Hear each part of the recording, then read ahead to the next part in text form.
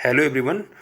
इस वीडियो में हम जितने भी PYQs हैं यूपी ट्रिपल एस सी के थ्रू जितने भी एग्ज़ाम कंडक्ट हुए हैं हाल फिलहाल में, हम सारे एग्ज़ाम पेपर्स में कंप्यूटर के जितने भी क्वेश्चन हैं हम उनका पोस्टमार्टम करेंगे। सारे क्वेश्चन को देखेंगे इस वीडियो में।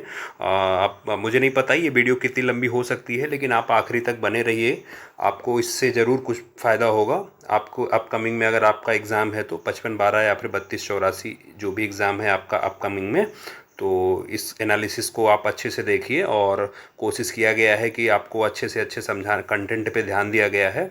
और स्टार्ट करते हैं हम सबसे पहले पेपर से। तो हमारा पहला पेपर होगा ये अधीनस्थ सेवा चयन आयोग का जो 16 फरवरी 2025 को हुआ था, कनिष्ठ विश्लेषक खाद्य। ये मुख्य परीक्षा है, आप देख सकते हैं उसका प्रोविजनल आंसर की मैंने पूरा ओरिजिनल पेपर उठाया है और वहाँ से मैंने इसको आपको एक्सप्लेन करने के लिए उसी पेपर पे राइट किया हुआ है आंसर मेरे द्वारा। आप इसको देखते रहिए वन बाय वन। पहला क्वेश्चन हमारा था ये 16 फरवरी 2025 का था, जो उसमें देखिए ये MS एक्सेल में निम्नलिखित टेक्स्ट फंक्शन का आउटपुट पूछ रहा था। MS एक्सेल निम्नलिखित टेक्स्ट फंक्शन का आउटपुट, एक जो है फंक्शन दिया हुआ था टेक्स्ट, तो उसका आउटपुट पूछ रहा था भैया। तो सबसे पहले आप ये ध्यान रखो कि क्या था ये। आप देखो इसमें क्या लिखा हुआ है, मिड लाइब्रेरी। अब देखो सबसे पहले मिड का मतलब क्या है, आप मिड से क्या समझते हो कि मिड बीच में, जो मीडियम है ना, बीच में है। अब लाइब्रेरी क्या है, लाइब्रेरी के बाद 4 और 2, तो लाइब्रेरी के सबसे पहले लाइब्रेरी के बाद 4 2 लिखा है, तो लाइब्रेरी में फोर्थ कैरेक्टर आपका क्या है, आपका फोर्थ लेटर क्या है, तो फोर्थ लेटर आपका क्या है। आप देखो लाइब्रेरी में फोर्थ लेटर आपका आर है, आर के बाद दूसरा, मतलब आर तो आपका फोर्थ लेटर हो गया। आप देखिए 1 मिनट में राइट कर रहा हूँ। अब ये जैसे है LIBRARY। अब देखिए फोर्थ लेटर, सबसे पहले आपको फोर्थ लेटर पे जाना है, तो फोर्थ लेटर ये हो गया। तो फोर्थ लेटर, और वैसे भी देखिए तो अभी बीच में है, लेकिन आपको उससे मतलब नहीं है, आपको ध्यान ये देखना है फोर्थ लेटर और उसके बाद फोर्थ के बाद दूसरा। तो फोर्थ तो हो गया, फोर्थ के बाद दूसरा। अब यहाँ से स्टार्ट करोगे आप फोर्थ से, अब ये इस वाले आर लेटर से स्टार्ट करोगे, तो आर के बाद एक चौथे नंबर पे है दूसरे आर। अब यहाँ से आर हो गया 1, ए हो गया 2, आर हो गया 3, वाई हो गया 4। तो आर के बाद दूसरे पे क्या है आपका ए, है ना। तो आर हो गया और क्या हो गया, ए हो गया, आर ए। तो answer will be R A. उम्मीद कर रहा हूँ कि समझ में आ गया होगा, नहीं तो आप फंक्शन पूरा पढ़िए। मैं तो ये एक शॉर्ट ट्रिक ही आप इसको समझो, क्योंकि अब बहुत ज़्यादा डीप इस पर नहीं, क्योंकि वीडियो बहुत लंबी हो जाएगी। बस आप इतना आपको पता रहेगा तो आपका एग्जाम में अगर इस टाइप का एक भी क्वेश्चन, देखो प्रोबेबिलिटी है क्योंकि इसके बाद से ये पेपर में आया नहीं है, तो 55-12 में भी आ जाए तो आप समझते रहिएगा इसको। अब नेक्स्ट देखते हैं, नेक्स्ट अगला क्वेश्चन क्या है। अगला क्वेश्चन है TCP/IP मॉडल के बारे में निम्नलिखित में से कौन सा कथन गलत है। अब जो भी कथन रहा होगा, कथन तो इसमें मैंने नहीं लिया, वो क्वेश्चन पेपर नहीं लिया मैंने, ये मुझे आंसर की मैंने लिखा मास्टर की, तो उसी के थ्रू जो है मैं इस पे ले रहा हूँ, तो क्वेश्चन का नहीं पता, लेकिन आपको ठीक है कोरिलेट कराते हुए चलेंगे। तो TCP/IP मॉडल के बारे में कोई रहा होगा कि इसमें से कौन सा ऊपर से प्रथम है या नीचे से प्रथम है, तो आपको ध्यान देना है। ऊपर से पहला था एप्लीकेशन लेयर, ऊपर से प्रथम मतलब फर्स्ट लेयर। OSI मॉडल में 7 लेयर आपको पता है। फर्स्ट लेयर आपका एप्लीकेशन लेयर है, और नीचे से पूछे बॉटम, देखो टॉप क्या है ऊपर, बॉटम क्या है नीचे, तो नीचे से अगर पहला पूछे तो फिजिकल लेयर, ठीक है ना। आगे की स्लाइड में हम सातों लेयर अभी मिलेगा, तो आपको फिर से क्वेश्चन कहीं रिपीट है तो कहीं ना कहीं आगे उसमें है, तो हम फिर आगे उसको बात करेंगे सातों लेयर पे। तो अभी के लिए फिलहाल इस क्वेश्चन के लिए ऊपर का पहला लेयर क्या है, एप्लीकेशन लेयर, नीचे का फर्स्ट लेयर क्या है आपका फिजिकल लेयर। हम नेक्स्ट क्वेश्चन पे मूव करते हैं। आपका नेक्स्ट क्वेश्चन क्या है, निम्नलिखित में से कौन सा मोबाइल डिवाइस से कंपेटिबल टीवी या मॉनिटर पर सीमलेस स्क्रीन शेयरिंग को सक्षम बनाता है। तो भाई अब मीरा कास्ट एक होता है, मीरा कास्ट क्या है, मीरा कास्ट एक वायरलेस तकनीकी है जो आपको अपने डिवाइस की स्क्रीन को वायरलेस तरीके से टीवी पर लाने की अनुमति देता है। फिलहाल आपको इतना ध्यान देना है कि मीरा कास्ट एक वायरलेस तकनीकी है जो आपको अपने डिवाइस के स्क्रीन को वायरलेस तरीके से टीवी में लाने की अनुमति देता है, या फिर मॉनिटर में लाने की अनुमति देता है। यानी कि आपके फ़ोन की चीज़ टीवी पे आएगी। इस चीज़ के लिए आपके पास, आप मीरा कास्ट आप गूगल प्ले स्टोर से डाउनलोड भी कर सकते हो, उस पर भी मिल जाएगा। और फ़ोन में अगर ये सुविधा नहीं रहती है तो फिजिकली एक डिवाइस भी होता है मीरा कास्ट, वो भी मिल जाता है। अब नेक्स्ट क्वेश्चन पे देखते हैं। नेक्स्ट क्वेश्चन है अपना, नेटवर्क में मेल सर्वर से ईमेल को पुनः प्राप्त करने के लिए किस प्रोटोकॉल का यूज़ किया जाता है। ध्यान से सुनिए, in networking which protocol use to retrieve emails from email server. हमें ध्यान ये देना है कि जो देखो आप SMTP, IMAP और POP3, अब 3 हैं। आप ध्यान रखना कि कह रहा है कि किस प्रोटोकॉल का उपयोग किया जाता है, तो किस चीज़ के लिए, रिट्रीव करने के लिए, ईमेल को रिट्रीव करने के लिए, यानी कि ईमेल को डाउनलोड करने के लिए आपके डिवाइस पर आपको मेल डाउनलोड करना है, किया है, आपको उसको देखना है। तो मेल को डाउनलोड करने के लिए आपको POP3 पोस्ट ऑफिस आपका ये वर्जन 3 है, ठीक है ना। तो आपको ध्यान ये रखना है। अब ये इसी के साथ में SMTP भी समझते चलिए और ये IMAP भी समझते। SMTP क्या है? ये प्रोटोकॉल इमेज संदेश को, ये SMTP प्रोटोकॉल क्या है? ईमेल संदेश को एक मेल सर्वर से दूसरे मेल सर्वर पर भेजता है। कौन? SMTP एक मेल संदेश को एक मेल सर्वर से दूसरे मेल सर्वर पर भेजता है। कौन? SMTP। अब ध्यान ये रखना है IMAP और ये POP3, IMAP और POP3 क्या है? POP3 मैंने बताया आपका पोस्ट ऑफिस प्रोटोकॉल वर्जन 3, और IMAP का क्या है? Internet message access protocol, internet message access protocol. अब देखो ध्यान ये रखना है आपको कि ये जो प्रोटोकॉल है, कौन सा protocol? Internet message access protocol. ये क्या काम करता है ये आपका क्या काम करता है? ये प्रोटोकॉल ईमेल संदेश को प्राप्त करने के लिए होता है, और आपको ये जो IMAP में आप ईमेल को किसी भी डिवाइस में देख सकते हैं। किसमें? ये इंटरनेट मैसेज एक्सेस प्रोटोकॉल में। वहीं POP3 में आप केवल उस डिवाइस पर मेल को देख सकते हैं जिस पर आपने ईमेल डाउनलोड किया है, ठीक है, जिस पे आपने डाउनलोड किया है। अच्छा, ये इतना ज़्यादा अगर अंदर जाके पूछेगा तभी ये जाके पूछ सकता है कि ये IMAP और POP3 में अगर पूछेगा तब आपको दो बातों का विशेष ध्यान रखना है। फिर से रिपीट कर रहा हूँ, IMAP क्या है? IMAP जो है ये भी प्रोटोकॉल है जिसमें क्या होता है? ईमेल संदेश को आप प्राप्त करते हो, लेकिन अब आप कहोगे सर IMAP में भी प्राप्त करते हैं और POP3 में भी प्राप्त करते हैं, लेकिन दोनों में एक अंतर है, एक छोटा सा अंतर है, आपको उस डिफरेंस को समझना पड़ेगा। IMAP में आप ईमेल को किसी भी डिवाइस में देख सकते हैं, ठीक है, लेकिन आप POP3 में आप केवल उस डिवाइस पर देख सकते हैं जिस पर आपने अपने ईमेल डाउनलोड किया हुआ है, ठीक है, ध्यान ये रखना है। और POP3 ईमेल डाउनलोड करके आपके डिवाइस पर रखता है। कौन? POP3 कौन? POP3। तो ध्यान ये रखना है। SMTP क्या है? कैसा प्रोटोकॉल है? SMTP simple mail transfer protocol. जब आपको मेल भेजना है तो आप इस प्रोटोकॉल SMTP का यूज़ करते हो, और रिसीव करने के लिए, रिट्रीव करने के लिए POP3 का यूज़ करते हो। फिर से बता रहा हूँ, भेजने के लिए SMTP, रिसीव करने के लिए POP3, ठीक है। अब नेक्स्ट स्लाइड पे चलते हैं। अब देखिए यहाँ पे क्वेश्चन में क्या था, ठीक है, POP3 हो गया। अब अगला देखते हैं।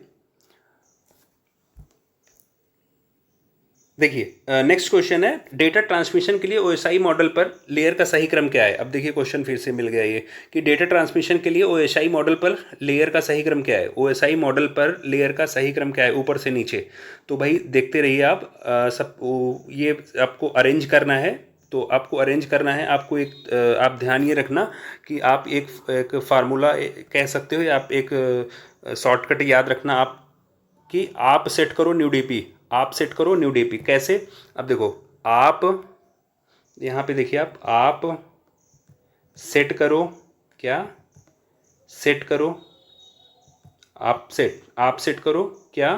New DP, new DP। आप सेट करो न्यू DP, आप सेट करो न्यू DP। तो application layer, presentation layer, session layer, transport layer, और ये क्या है आपका? नेटवर्क लेयर, और ये क्या है? Data link layer. ये क्या है? Physical layer. 1 2 3 4 5 6 7, कितने हो गए? 7 लेयर्स ये हो गए। तो आप सेट करो न्यू DP, ठीक है। अब उम्मीद करता हूँ ये कहीं से कॉपी नहीं किया, ये मैंने खुद से बनाया हुआ है, और आप ये देख सकते हो। अब आप उसी हिसाब से इसको सेट कर लो। OSI मॉडल पर लेयर का सही क्रम क्या है? ऊपर से नीचे पूछ रहा है, तो भाई ऊपर से नीचे आप देखो, तो आप सेट करो। आप मतलब क्या है इसमें? देखिए आप, एप्लीकेशन नंबर, ये है एप्लीकेशन नंबर, तो फोर्थ वाले का आप फर्स्ट पे डालो, ठीक है ना। फोर्थ वाले को आप फर्स्ट पे डालो, तो ये हो गया फोर्थ, ठीक है। उसके बाद फिर एप्लीकेशन लेयर के बाद कौन सा लेयर है? आप ये देखो, उसके बाद सेशन लेयर इस चारों ऑप्शन में है नहीं, फिर आ गया ट्रांसपोर्ट लेयर। तो आप 4 के बाद 3, ट्रांसपोर्ट लेयर के बाद कौन सा लेयर है? ट्रांसपोर्ट लेयर के बाद आपका है नेटवर्क लेयर। नेटवर्क लेयर आप देखिए उसी के नीचे, ट्रांसपोर्ट लेयर के नीचे देखिए नेटवर्क लेयर, तो हो गया ये 1। उसके बाद कौन सा लेयर है? उसके बाद है आपका फिजिकल लेयर, सबसे नीचे देखिए, फिर ये तो फिजिकल लेयर। तो इस तरीके से 4 3 4 3 1 2 ये हो गया, ठीक है। अब हम नेक्स्ट क्वेश्चन पे चल रहे हैं। अगला क्वेश्चन है, सोशल मीडिया में निम्नलिखित में से कौन सी अवधारणा उपयोगकर्ताओं के कनेक्शन को साइज और स्ट्रेंथ को संदर्भित करती है। ये पूछ रहा है कि which of the following concept refers to the size and strength of the user connections. User के जो यूज़र, फिर से देखिए कौन सी उदाहरण उपयोगकर्ताओं के कनेक्शन के साइज और स्ट्रेंथ को, उनकी साइज और स्ट्रेंथ को क्या बताती है। देखिए तो वो सोशल ग्राफ, उसको क्या कहते हैं, सोशल ग्राफ। अच्छा, सोशल ग्राफ क्या होता है? सोशल ग्राफ एक ऑनलाइन प्लेटफॉर्म है, ऑनलाइन प्लेटफॉर्म जिसपे एक ऑनलाइन प्लेटफॉर्म पर लोगों को समूहों या संगठनों के बीच संबंधों का एक दृश्य प्रतिनिधित्व है। ये सबसे पहले तो आपको ध्यान रखना, सोशल नेटवर्क क्या है? एक नेटवर्क है जो ये बताता है या ये दर्शाता है कि लोग कैसे जुड़े हुए हैं, जैसे कि दोस्त, परिवार, सहकर्मी, सोशल मीडिया पर एक दूसरे को फॉलो करना, ये सब सारे सोशल ग्राफ हैं। क्या है? Social graph. सोशल ग्राफ का उपयोग करके सोशल मीडिया प्लेटफॉर्म यह निर्धारित करता है कि आपको कौन सी सामग्री दिखाई जाएगी और कौन से लोग आपको दिखाई देंगे। आपको समझ में आ गया होगा, ये सब सोशल ग्राफ के एग्जांपल हैं जो सोशल मीडिया वगैरह पे आप लोग क्या करते हो, फॉलोअर वगैरह करते हैं, लोग अपने फॉलोअर्स को देखते हैं। तो ये सब सारी चीज़ें आपके एग्जांपल हैं किसके? सोशल ग्राफ के। तो वही ये पूछ रहा है कि उनके कनेक्शन के साइज और स्ट्रेंथ, भाई आप कितने लोग उनसे कनेक्ट हैं और उनकी साइज़ क्या है, उनकी स्ट्रेंथ क्या है। तो ये सब किस में चेक होता है? ये सोशल ग्राफ में चेक होता है, ठीक है ना। अब नेक्स्ट क्वेश्चन क्या पूछा गया था? मोबाइल उपकरणों पर हैप्टिक फीडबैक सक्षम करने के लिए निम्नलिखित में से कौन सा घटक महत्वपूर्ण है? तो ध्यान ये रखना है कि हैप्टिक फीडबैक, हैप्टिक क्या है, हैप्टिक फीडबैक क्या है? तो इसके लिए आपको देखना पड़ेगा एक वाइब्रेशन मोटर। हैप्टिक फीडबैक में आपका वाइब्रेशन मोटर आपका करेक्ट आंसर होगा। आप थोड़ा सा देखना पड़ेगा ये क्या है। तो ये वाइब्रेशन मोटर्स को ही हम लोग हैप्टिक मोटर्स कहते हैं, ठीक है ना। किसको कहते हैं? वाइब्रेशन मोटर्स को ही हम लोग हैप्टिक मोटर्स भी कहते हैं। बस ध्यान ये रखना, ये छोटे कॉम्पैक्ट और एक्यूएटर्स होते हैं जो वाइब्रेशन, जैसे आपके पास जो फ़ोन है, अब आप फ़ोन पैकेट में रखते हो, अपने जेब में रखते हो, तो जेब में रखने से आपके वाइब्रेशन से ही तो आप जो है उसके कंपन से ही तो आपको पता चलता है कि फ़ोन आ रहा है। जब आप रास्ते में होते हो, आप जब बाइक को राइड कर रहे होते हो, बाइक चला रहे होते हो, या फिर 4 व्हीलर ड्राइव कर रहे होते हो, कार ड्राइव कर रहे होते हो, तो आपको पता नहीं चलता, तो उसके कंपन से ही आपको पता चलता है, ठीक है। तो उसमें ये वाइब्रेशन मोटर्स लगे होते हैं आपके फ़ोन में, तो इनको हैप्टिक मोटर्स भी कहते हैं, ठीक है ना। ये बहुत छोटे होते हैं, ध्यान रखना, ये छोटे होते हैं। और जो बड़े बड़े मोटर्स, वाइब्रेशन मोटर्स बड़े बड़े मशीनों में भी लगते हैं, तो वो ये कॉम्पैक्ट एक्यूरेटर्स नहीं होते, वो थोड़े बड़े वाले होते हैं, वो इलेक्ट्रिसिटी के थ्रू जो चलते हैं, ठीक है। अब हम नेक्स्ट पे चलते हैं। हाँ, एक बार ये फिर से देख लीजिए। मैंने क्या बोला था? 7 लेयर आपको ध्यान रखना है। ये आपका application layer, presentation layer, session layer, transport layer, network layer, data layer, physical layer. कितने हो गए? टोटल 7 हो गए। आपको फिर से वही फार्मूला, आप सेट करो, आप सेट करो क्या? New DP. आप सेट करो न्यू डीपी। तो ये हो गया क्या? आप ए से एप्लीकेशन, पी से प्रेजेंटेशन, एस से सेशन, टी से ट्रांसपोर्टेशन, एन से नेटवर्क, डी से डेटा लिंक, पी से फिजिकल लेयर, ठीक है। उम्मीद कर रहा हूँ कि आपको समझ में आ गया होगा।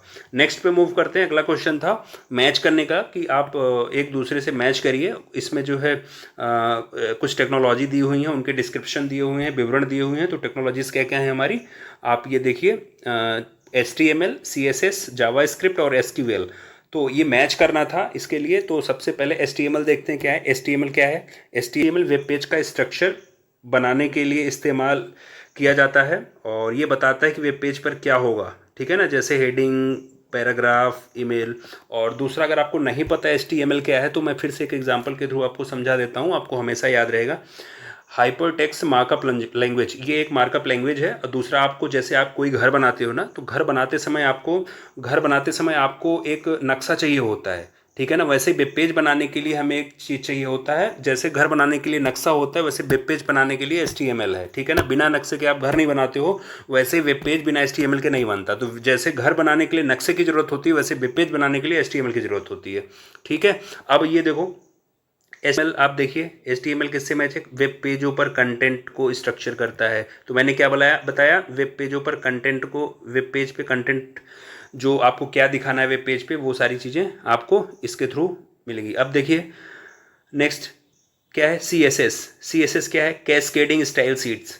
कैस्केडिंग स्टाइल शीट्स, CSS को क्या बोलते हैं? Cascading style sheets. अब ये इसका क्या होता है? वेब पेजों को स्टाइल करता है। अब स्टाइल क्या करता है, मतलब जैसे वेब पेज को कैसा स्टाइल में करना है, कैसा रंग देना है, कैसा उसको फॉन्ट करना है, कैसा पेज का लेआउट देना है, या फिर कैसे जो उसका जो पेज शो हो रहा है उसका लेआउट को नियंत्रित करना है। तो ये सारी चीज़ें आपको क्या किस में मिलता है, CSS में, कैस्केडिंग स्टाइल शीट्स। स्टाइल से आपको याद रखना। देखिए वैसे भी आप CSS का अगर फुल फॉर्म किसी को पता होता तो सही एक से भी मैच करके बाकी को एलिमिनेट कर सकता था। स्टाइल इसमें भी है, कैस्केडिंग स्टाइल, तो आपको यहाँ पे खोजता दिखिए आपको स्टाइल मिल जाता है, तो वेब पेजों को स्टाइल करता है। ठीक है, अब नेक्स्ट देखिए जावास्क्रिप्ट। जावास्क्रिप्ट क्या है, तो वेब पेजों को इंटरेक्टिव जोड़ता है, इंटरेक्टिविटी से, यानी कि वेब पेज की कार्यक्षमता। इंटरेक्टिविटी क्या है, वेब पेज की कार्यक्षमता आपका इंटरेक्टिविटी बताता है। ठीक है ना, तो वेब पेजों की कार्यक्षमता यानी कि वेब पेज पर इंटरेक्टिविटी को जोड़ता है। ठीक है, अब देखिए इस SQL क्या है, SQL क्या है, डाटाबेस का प्रबंधन करता है। ठीक है ना, डाटाबेस का मैनेजमेंट करता है। कौन, आपका SQL। SQL का फुल फॉर्म क्या है, स्ट्रक्चर्ड क्वेरी लैंग्वेज। क्या है, स्ट्रक्चर्ड क्वेरी लैंग्वेज। तो उम्मीद करता हूँ कि समझ में आ गया होगा। नेक्स्ट देखते हैं, नेक्स्ट क्वेश्चन पे। अब देखिए नेक्स्ट क्वेश्चन था, एक स्वस्थ देखभाल संगठन को विभागों के बीच संवेदनशील रोगी डेटा को सुरक्षित रूप में साझा करने की जरूरत है। निम्नलिखित में से कौन सा सबसे सुरक्षित तरीका है। अब देखिए क्या कह रहा है क्वेश्चन में, a health care organization needs to share sensitive patient data securely between departments, which of the following is the most secure method. तो सबसे सिक्योर मेथड कौन सा है। ठीक है, तो ये कह रहा है कि सबसे सिक्योर मेथड, तो उसमें से सबसे इंपॉर्टेंट आपका ब्लॉकचेन है। ठीक है ना, तो ब्लॉकचेन जहां भी आपको मिले आपको ध्यान रखना है, सिक्योर पे आपको ध्यान रखना है। ब्लॉकचेन एक ऐसा वर्ड है जो आपको पॉजिटिव की तरफ लेके जाएगा। ठीक है ना, ब्लॉकचेन आप जहां पे देखोगे वो आपको पॉजिटिव की तरफ लेके जाएगा, यानी कि आंसर के होने की प्रबल संभावना रहेगी। ठीक है, अब नेक्स्ट क्वेश्चन देखते हैं कि मशीन लर्निंग में निम्नलिखित में से कौन सा कथन सत्य है। मशीन लर्निंग में निम्नलिखित में से कौन सा कथन सत्य है। तो भाई पहला पूछ रहा है सुपरवाइज लर्निंग के लिए लेबल किए गए डाटा की आवश्यकता होती है। अनसुपरवाइज लर्निंग, दूसरा क्वेश्चन क्या पूछ रहा है कि कह रहा है कि अनसुपरवाइज लर्निंग बिना लेबल के पैटर्न की पहचान करती है, और ये रीइंफोर्समेंट लर्निंग में पुरस्कार या दंड के माध्यम से प्रतिपुष्टि शामिल होती है। या ये कह रहा है सेमी सुपरवाइज लर्निंग के उपयोग बड़े लेवल के डेटा में किया जाता है।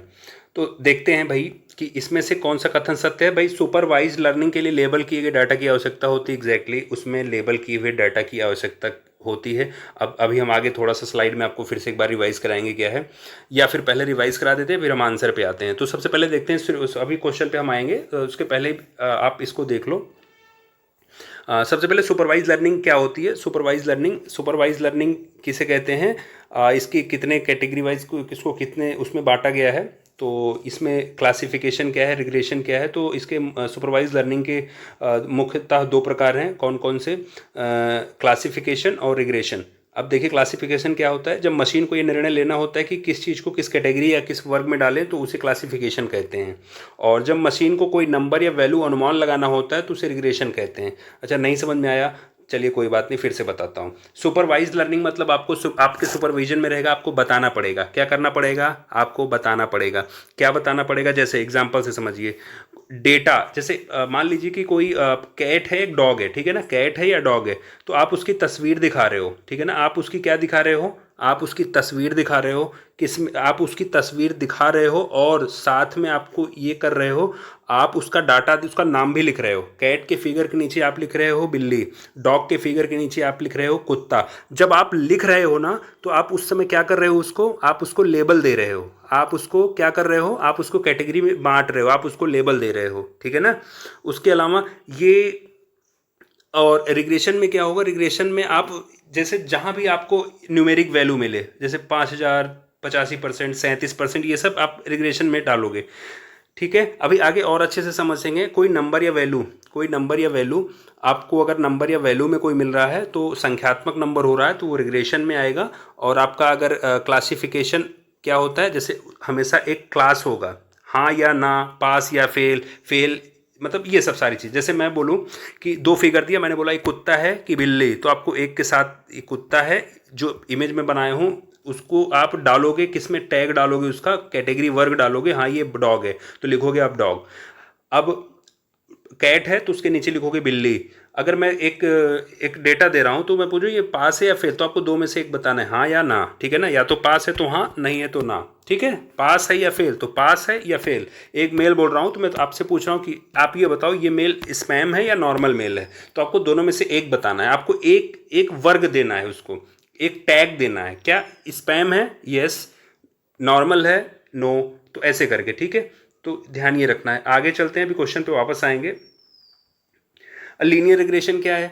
लीनियर रिग्रेशन आप देखो कि ये तरीका दो चीज़ों को सीधी लाइन में बनाता है। जैसे या तो आप ये कह सकते हो लीनियर रिग्रेशन में सीधी लाइन वाला तरीका भी बोल सकते हो भाई, कि एक लाइन में जैसे एक तरीका दो चीज़ों के लिए सीधी लाइन बनाता है। जैसे ज़्यादा पढ़ोगे तो ज़्यादा नंबर, मतलब अगर आप एक घंटे में 1 घंटा पढ़ रहे हो 40 नंबर, 2 घंटे पढ़ रहे हो 50 नंबर, 3 घंटे पढ़ रहे हो 7 नंबर। यहाँ पे देखो एक लाइन वाइज नंबर बनता चला जा रहा है, कितना जितना पढ़ाई उतने नंबर, क्या हो रहा है, एक लाइन वाइज बनता चला जा रहा है। और दोनों में थोड़ा सा डिफरेंस देखो। अभी भी नहीं समझ में आया तो आप यहाँ से समझ लो, अगर आप इसके पहले वाली वीडियो देखे होगे तो आपको आ गया होगा, और नहीं अगर देखे हैं आप तो मशीन लर्निंग की वीडियो, तो ये वाली यहाँ से आपको ये समझ में आ गया। अभी पिछले स्लाइड में भी अगर नहीं आया होगा तो इसमें आ जाएगा। आप देखिए बहुत आसान सी लैंग्वेज में आपको बता रहा हूँ फिर से। अगर जैसे मैंने क्या बोला, आपको एक फिगर दिया, ठीक है, आपको सोचना है, आपको खुद से सोचना है। मैंने आपको फिगर दिया, ठीक है, मैंने आपको फिगर दिया बिल्ली का और कुत्ते का। मैंने आपसे पूछा कि क्या, मैंने कहा कि ये क्या है, मैंने आपको दो फिगर दिया, मैं आपसे पूछा कि ये क्या है। आपका जवाब, अगर आपका जवाब इन दोनों में से आ रहा है, या बिल्ली या कुत्ता, यानी कि वो क्या है, वो कैटेगरी है, ठीक है, वो कैटेगरी है। अगर कैटेगरी में आ रहा है आंसर, यानी कि बिल्ली या कुत्ता का आंसर आ रहा है, तो क्लासिफिकेशन होगा। लेकिन मैंने अगर पूछा कि ये घर है आपके बगल में, मैंने पूछा इस घर की कीमत क्या है, तो कीमत आप ए बी में नहीं आंकोगे, कीमत आप किस में, वैल्यू में आंकोगे। वैल्यू में आंकोगे तो पूछोगे, पहले इलाका देखोगे कहाँ है, फिर घर की फिर वहाँ का क्या रेट चल रहा है, कैसे चल रहा है, फिर घर कितने हिस्से में बना है, ठीक है, तो उस हिसाब से आप रेट लगाओगे। लेकिन जो वैल्यू लगाओगे वो नंबर में लगाओगे। अगर वैल्यू नंबर में आ गई तो वो रिग्रेशन है। किस में आ गई, रिग्रेशन है। वैल्यू नंबर में आ गई तो रिग्रेशन, ठीक है। चलते हैं आगे, ये हो गया। और थोड़ा सा ये भी देखते चलिए, सुपरवाइज लर्निंग। सुपरवाइज लर्निंग बता दिया, जिसमें आपको सुपरवाइज करना रहेगा, आपको बताना रहेगा, और सारी चीज़ें आपको देनी पड़ेगी, वर्ग में आपको डालना पड़ेगा, यानी कि सामने वाले को नहीं पता, आपको बताना पड़ेगा, ठीक है। और अनसुपरवाइज लर्निंग में क्या है, अनसुपरवाइज लर्निंग में ये क्या है, अनसुपरवाइज लर्निंग एक प्रकार की मशीन लर्निंग है जिसमें डेटाबेस को छिपे हुए पैटर्न या संरचनाओं को खोजने के लिए बिना लेबल वाले डेटा का उपयोग होता है। इसका मतलब है कि मशीन को ये नहीं बताया जाता कि क्या ढूंढना है, बल्कि वह खुद ही डेटा में मौजूद जानकारी को समझकर समूह या पैटर्न बना लेती। यानी कि अनसुपरवाइज्ड क्या है, सुपरवाइज्ड में क्या है, आपको बताना पड़ता था, अनसुपरवाइज्ड में मशीन खुद से करेगी, ठीक है ना। इसका मतलब मशीन को ये नहीं पता है कि जैसे अब क्या है, अभी तक सुपरवाइज लर्निंग में मैंने डॉग और कैट का फिगर दिया और उसमें मैंने उनको टैग किया, यानी कि कैट के नीचे मैंने लिखा CAT कैट, डॉग के नीचे मैंने लिखा DOG डॉग। तो मैंने क्या किया, मैंने एक लेबल दिया, कैट को कैट का लेबल दिया, डॉग को भी एक लेबल दिया, मैंने उनको वर्ग में बांटा, ये कैट है ये डॉग है। लेकिन अनसुपरवाइज में आपको सुपरवाइज नहीं करनी है, यानी कि आपको क्या करना है, जो मशीन लर्निंग है उसमें डेटा, जो भी डेटा आप मिला है उसके पास, ठीक है ना, जो भी डेटा सेट उसमें छुपा हुआ है, वो अपने आप से उन डेटा संरचनाओं से खोजने के लिए लेबल वाले डेटा का उपयोग वो अपने आप करता है। यानी कि ये, इसका मतलब ये है कि मशीन को ये नहीं बताया जाता कि अब क्या ढूंढना है, बल्कि वह खुद से डेटा, जो भी डेटा उसके अंदर है, डेटा उसके पास है, उन्हीं में से जानकारी निकालती है वो। तो अब देखो यहाँ से क्वेश्चन पूछता है, ठीक ना, के मीन्स क्लस्टरिंग क्या है, तो ये अनसुपरवाइज लर्निंग है। जैसे क्या क्या, अब आप सोचो के मीन्स क्या होता है, के एक वर्ग में के क्या है, क्लस्टर, गुच्छा जिसको कहते हो आप, ठीक। अब देखो क्या करता है, के हिस्सों में बांटना है। जैसे क्या काम करता है, जो चीज़ें एक जैसी हैं उन्हें एक ग्रुप में, जैसे मान लो कि आपके पास 30 तरह के आम हैं, उन्हें 3 ग्रुप में बांटना है, छोटा आम, मध्यम आम, बड़े आम। तो 3 ग्रुप में बांट दिया ना, कौन, के मीन्स क्लस्टरिंग। छोटे आम को एक ग्रुप में, मध्यम आम को एक दूसरे ग्रुप में, बड़े आम को तीसरे ग्रुप में। तो क्या किया, आप देखो 3 ग्रुप में बांटा ना, कौन 3 ग्रुप में बांटा, के मीन्स क्लस्टरिंग। तो अगर ग्रुप में इस तरीके से बांट रहा है, एक जो जैसा है, जो चीज़ें जैसे हों उनको एक ग्रुप में रखता है, कौन, के मीन्स क्लस्टरिंग। अगला है DB स्कैन क्लस्टरिंग, ये भी है किसका एग्जांपल है, अनसुपरवाइज लर्निंग का। तो DB scan clustering unsupervised learning का एग्जांपल है। क्या काम करता है, ये करता है जो चीज़ें पास पास हैं उन्हें एक ग्रुप में रखता है, और कैसे रखता है, जो अकेले या दूर हों उन्हें बाहर कर देता है, ठीक है ना। जैसे आप पार्क में इधर उधर बैठे हुए लोग हैं तो डीबी स्कैन पास रख, जो आपके पास में है उसको एक ग्रुप में रखेगा, जो बहुत दूर है उन्हें ग्रुप से बाहर रखेगा। तो डीबी स्कैन क्या करता है, डीबी स्कैन, आपको ध्यान ये रखना है, डीबी स्कैन क्लस्टरिंग में भी आपका अनसुपरवाइज लर्निंग का यूज़ हुआ है, ठीक है ना। तो ध्यान रखना है, ये एग्जांपल किसका है, अनसुपरवाइज लर्निंग का। अब ये देखिए गॉसियन मिक्सचर मॉडल, इसमें ये काम क्या करता है, ये भी है अनसुपरवाइज लर्निंग का एग्जांपल। तो अभी एग्जाम में पूछ सकता है कि गॉसियन मिक्सचर मॉडल किसका एग्जांपल है, सुपरवाइज्ड, अनसुपरवाइज, सेमी सुपरवाइज्ड, ऐसे करके पूछ सकता है। तो आपको ऑप्शन देना होगा अनसुपरवाइज लर्निंग। ये क्या काम करता है, चीज़ों को अलग अलग ग्रुप में बांटता है। जैसे एक चीज़ कई ग्रुप में हो सकती है, ठीक है। जैसे क्या काम करता है, कैसे करता है, संभावना से तय करता है कि कौन सा किस ग्रुप में ज़्यादा फिट बैठेगा, ठीक है। मान लीजिए कि मान लो बच्चों के नंबर 40, 60 और 80 हैं, तो ये बताएगा, अपने हिसाब से बताएगा कि कम बच्चे कौन है, औसत बच्चे कौन है और अच्छे बच्चे कौन है। तो जो 40 है वो कम है, औसत में अपने आप बताएगा 60, अच्छे नंबर अपने आप बताएगा 80, ठीक है ना। यानी कि कौन बीच में आता है, कौन कम वाला है, कौन ज़्यादा वाला है, ये किस में आएगा, आपका गॉसियन मिक्सचर मॉडल में, ठीक है ना। यानी कि इसमें क्या करता है, चीज़ों को अलग अलग ग्रुप में बांटता है, ठीक। एक चीज़ कई ग्रुप में हो सकती है इसमें। अब देखिए hierarchical clustering, hierarchical clustering is also example of unsupervise learning. So ये क्या काम करता है, एक एक चीज़ को जोड़कर बड़ा ग्रुप बनाता है। जैसे पहले आपको अलग मानता है, फिर धीरे धीरे पास वालों को जोड़ता जाता है। फिर उसके बाद फिर क्या होगा, जैसे जैसे सपोज करो, मान लो पहले सब दोस्त अकेले हैं, फिर आप किसी और से दोस्ती की, आप 2 दोस्त हो गए, वो दोस्त क्या करके फिर एक जो है 3-4 लोग और मिलके एक साथ हो गए, 10 लोग हो गए। फिर क्या हो गया, पूरा का पूरा व्हाट्सएप ग्रुप बन गया। भाई ग्रुप बनाने वाला कोई एक होता है तो पहले उसमें एक ऐड होते हैं, फिर 2 ऐड होते हैं, वो करके पूरा एक ग्रुप बन जाता है। तो यानी कि ध्यान रखना, हायरार्किकल क्लस्टरिंग, जैसे ग्रुप का नाम आए तो आप हायरार्किकल क्लस्टरिंग याद रखना, ठीक है। ये अनसुपरवाइज लर्निंग, ठीक है। अब देखिए मेन शिफ्ट क्लस्टरिंग क्या है, मेन शिफ्ट क्लस्टरिंग, ये भी अनसुपरवाइज्ड है। क्या करता है, जहां चीज़ें ज़्यादा है वहीं ग्रुप बनाता है। क्या, जहां ज़्यादा होंगे वहीं ये ग्रुप बनाएगा। कैसे करता है, हर चीज़ आसपास वालों को देखकर वहीं शिफ्ट होती है, हर चीज़ आसपास वालों को देखकर वहीं शिफ्ट होती है। जैसे जैसे कैसे, आप ये नहीं अगर समझ में आ रहा तो आप एग्जांपल से समझिए। जैसे आप बाजार गए हो, आपको समोसे खाना है, तो एक दुकान जहाँ पे समोसे एकदम ताज़े हैं लेकिन एक भी आदमी वहाँ पे नहीं है, लेकिन बगल में समोसे एकदम छन रहे हैं और वहाँ पे 10 लोग खड़े हुए हैं, तो आपके दिमाग में अपने आप ही लगेगा कि यहाँ 10 लोग की भीड़ है, यानी कि इसका समोसा अच्छा होगा, यानी कि इसका समोसा अच्छा होगा, आप भी वहीं जाओगे जहाँ पे 10 की भीड़ है। तो मेन शिफ्ट क्लस्टरिंग क्या है, यही है। मेन शिफ्ट क्लस्टरिंग क्या है, जहाँ ज़्यादा भीड़ वहाँ पे, ठीक है ना, जहाँ जहाँ चीज़ें ज़्यादा हों वहीं ग्रुप बनाएगा, ठीक। अब देखते हैं, अभी बहुत लंबा प्रीवियस ईयर कर रहे थे, लेकिन हम लोग अब थोड़ा सा आए हैं टॉपिक पे तो क्लियर करते हुए चल रहे हैं। बाकी के देखिए रीइंफोर्समेंट लर्निंग में ये सब आएंगे, Markov decision process, Q learning, R learning, TD learning, ठीक है ना। बाकी ये सब देखिए, ये सब अनसुपरवाइज लर्निंग के एग्जाम्पल हैं। अब इसमें देखिए रीइंफोर्समेंट लर्निंग क्या है, रीइंफोर्समेंट लर्निंग मशीन लर्निंग की एक शाखा, जिसमें एजेंट किसी वातावरण एनवायरनमेंट में काम करके सीखता है, सही निर्णय लेता है ताकि उसे अधिकतम इनाम मिल सके, ठीक है। अब ये देखिए मार्कोव डिसीजन प्रोसेस, एमडीपी क्या है, एमडीपी मार्कोव डिसीजन प्रोसेस, यानी कि किस हालात में क्या करना है, ये कौन बताता है, मार्कोव डिसीजन प्रोसेस, किस हालात में क्या करना है। जैसे ये एक तरीका है जिससे कोई इंसान या मशीन ये समझे कि किस स्थिति में क्या करना सही होगा। जैसे कभी कभी आप ऐसे सिचुएशन में पहुंचते हो कि नहीं समझ पाते हो क्या करना उचित है। अब देखिए आपको सबसे ज़्यादा फायदा, ताकि आपको सबसे ज़्यादा फायदा या इनाम मिल सके, ठीक है ना। आप ऐसा क्या करो, किस हालत में करना है, आप ऐसा क्या करो आपको सबसे ज़्यादा इनाम मिले। जैसे आप सोचो कि आप घर पे हो, सोचो तुम घर पे हो, 2 रास्ते हैं, पहला पढ़ाई करो, अच्छे नंबर मिलेंगे, इनाम मिलेगा, दूसरा मोबाइल चलाओ, मज़ा मिलेगा लेकिन नंबर कम मिलेगा। तो क्या करोगे, अब तुम्हें सोचना है क्या करना है, इससे आगे का फ़ायदा हो।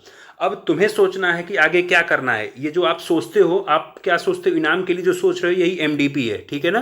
क्या है ये, एमडीपी, क्या है ये, एमडीपी, ठीक है। अब देखते हैं क्यू लर्निंग, ये सब रेनफोर्समेंट लर्निंग, आरएल लर्निंग के एग्जाम्पल है, ठीक है ना। रेनफोर्समेंट लर्निंग, क्यू लर्निंग किसका है, क्यू लर्निंग भी उसी का एग्जाम्पल है, रेनफोर्स लर्निंग का। क्यू लर्निंग क्या है, आसान भाषा में, इसमें मशीन या इंसान खुद से ट्राई करके सीखता है कौन सा काम करने से सबसे अच्छा इनाम मिलेगा, वही क्यू लर्निंग हो। जैसे एक बच्चा पहली बार लाइट का बटन दबाता है और लाइट जल जाती है।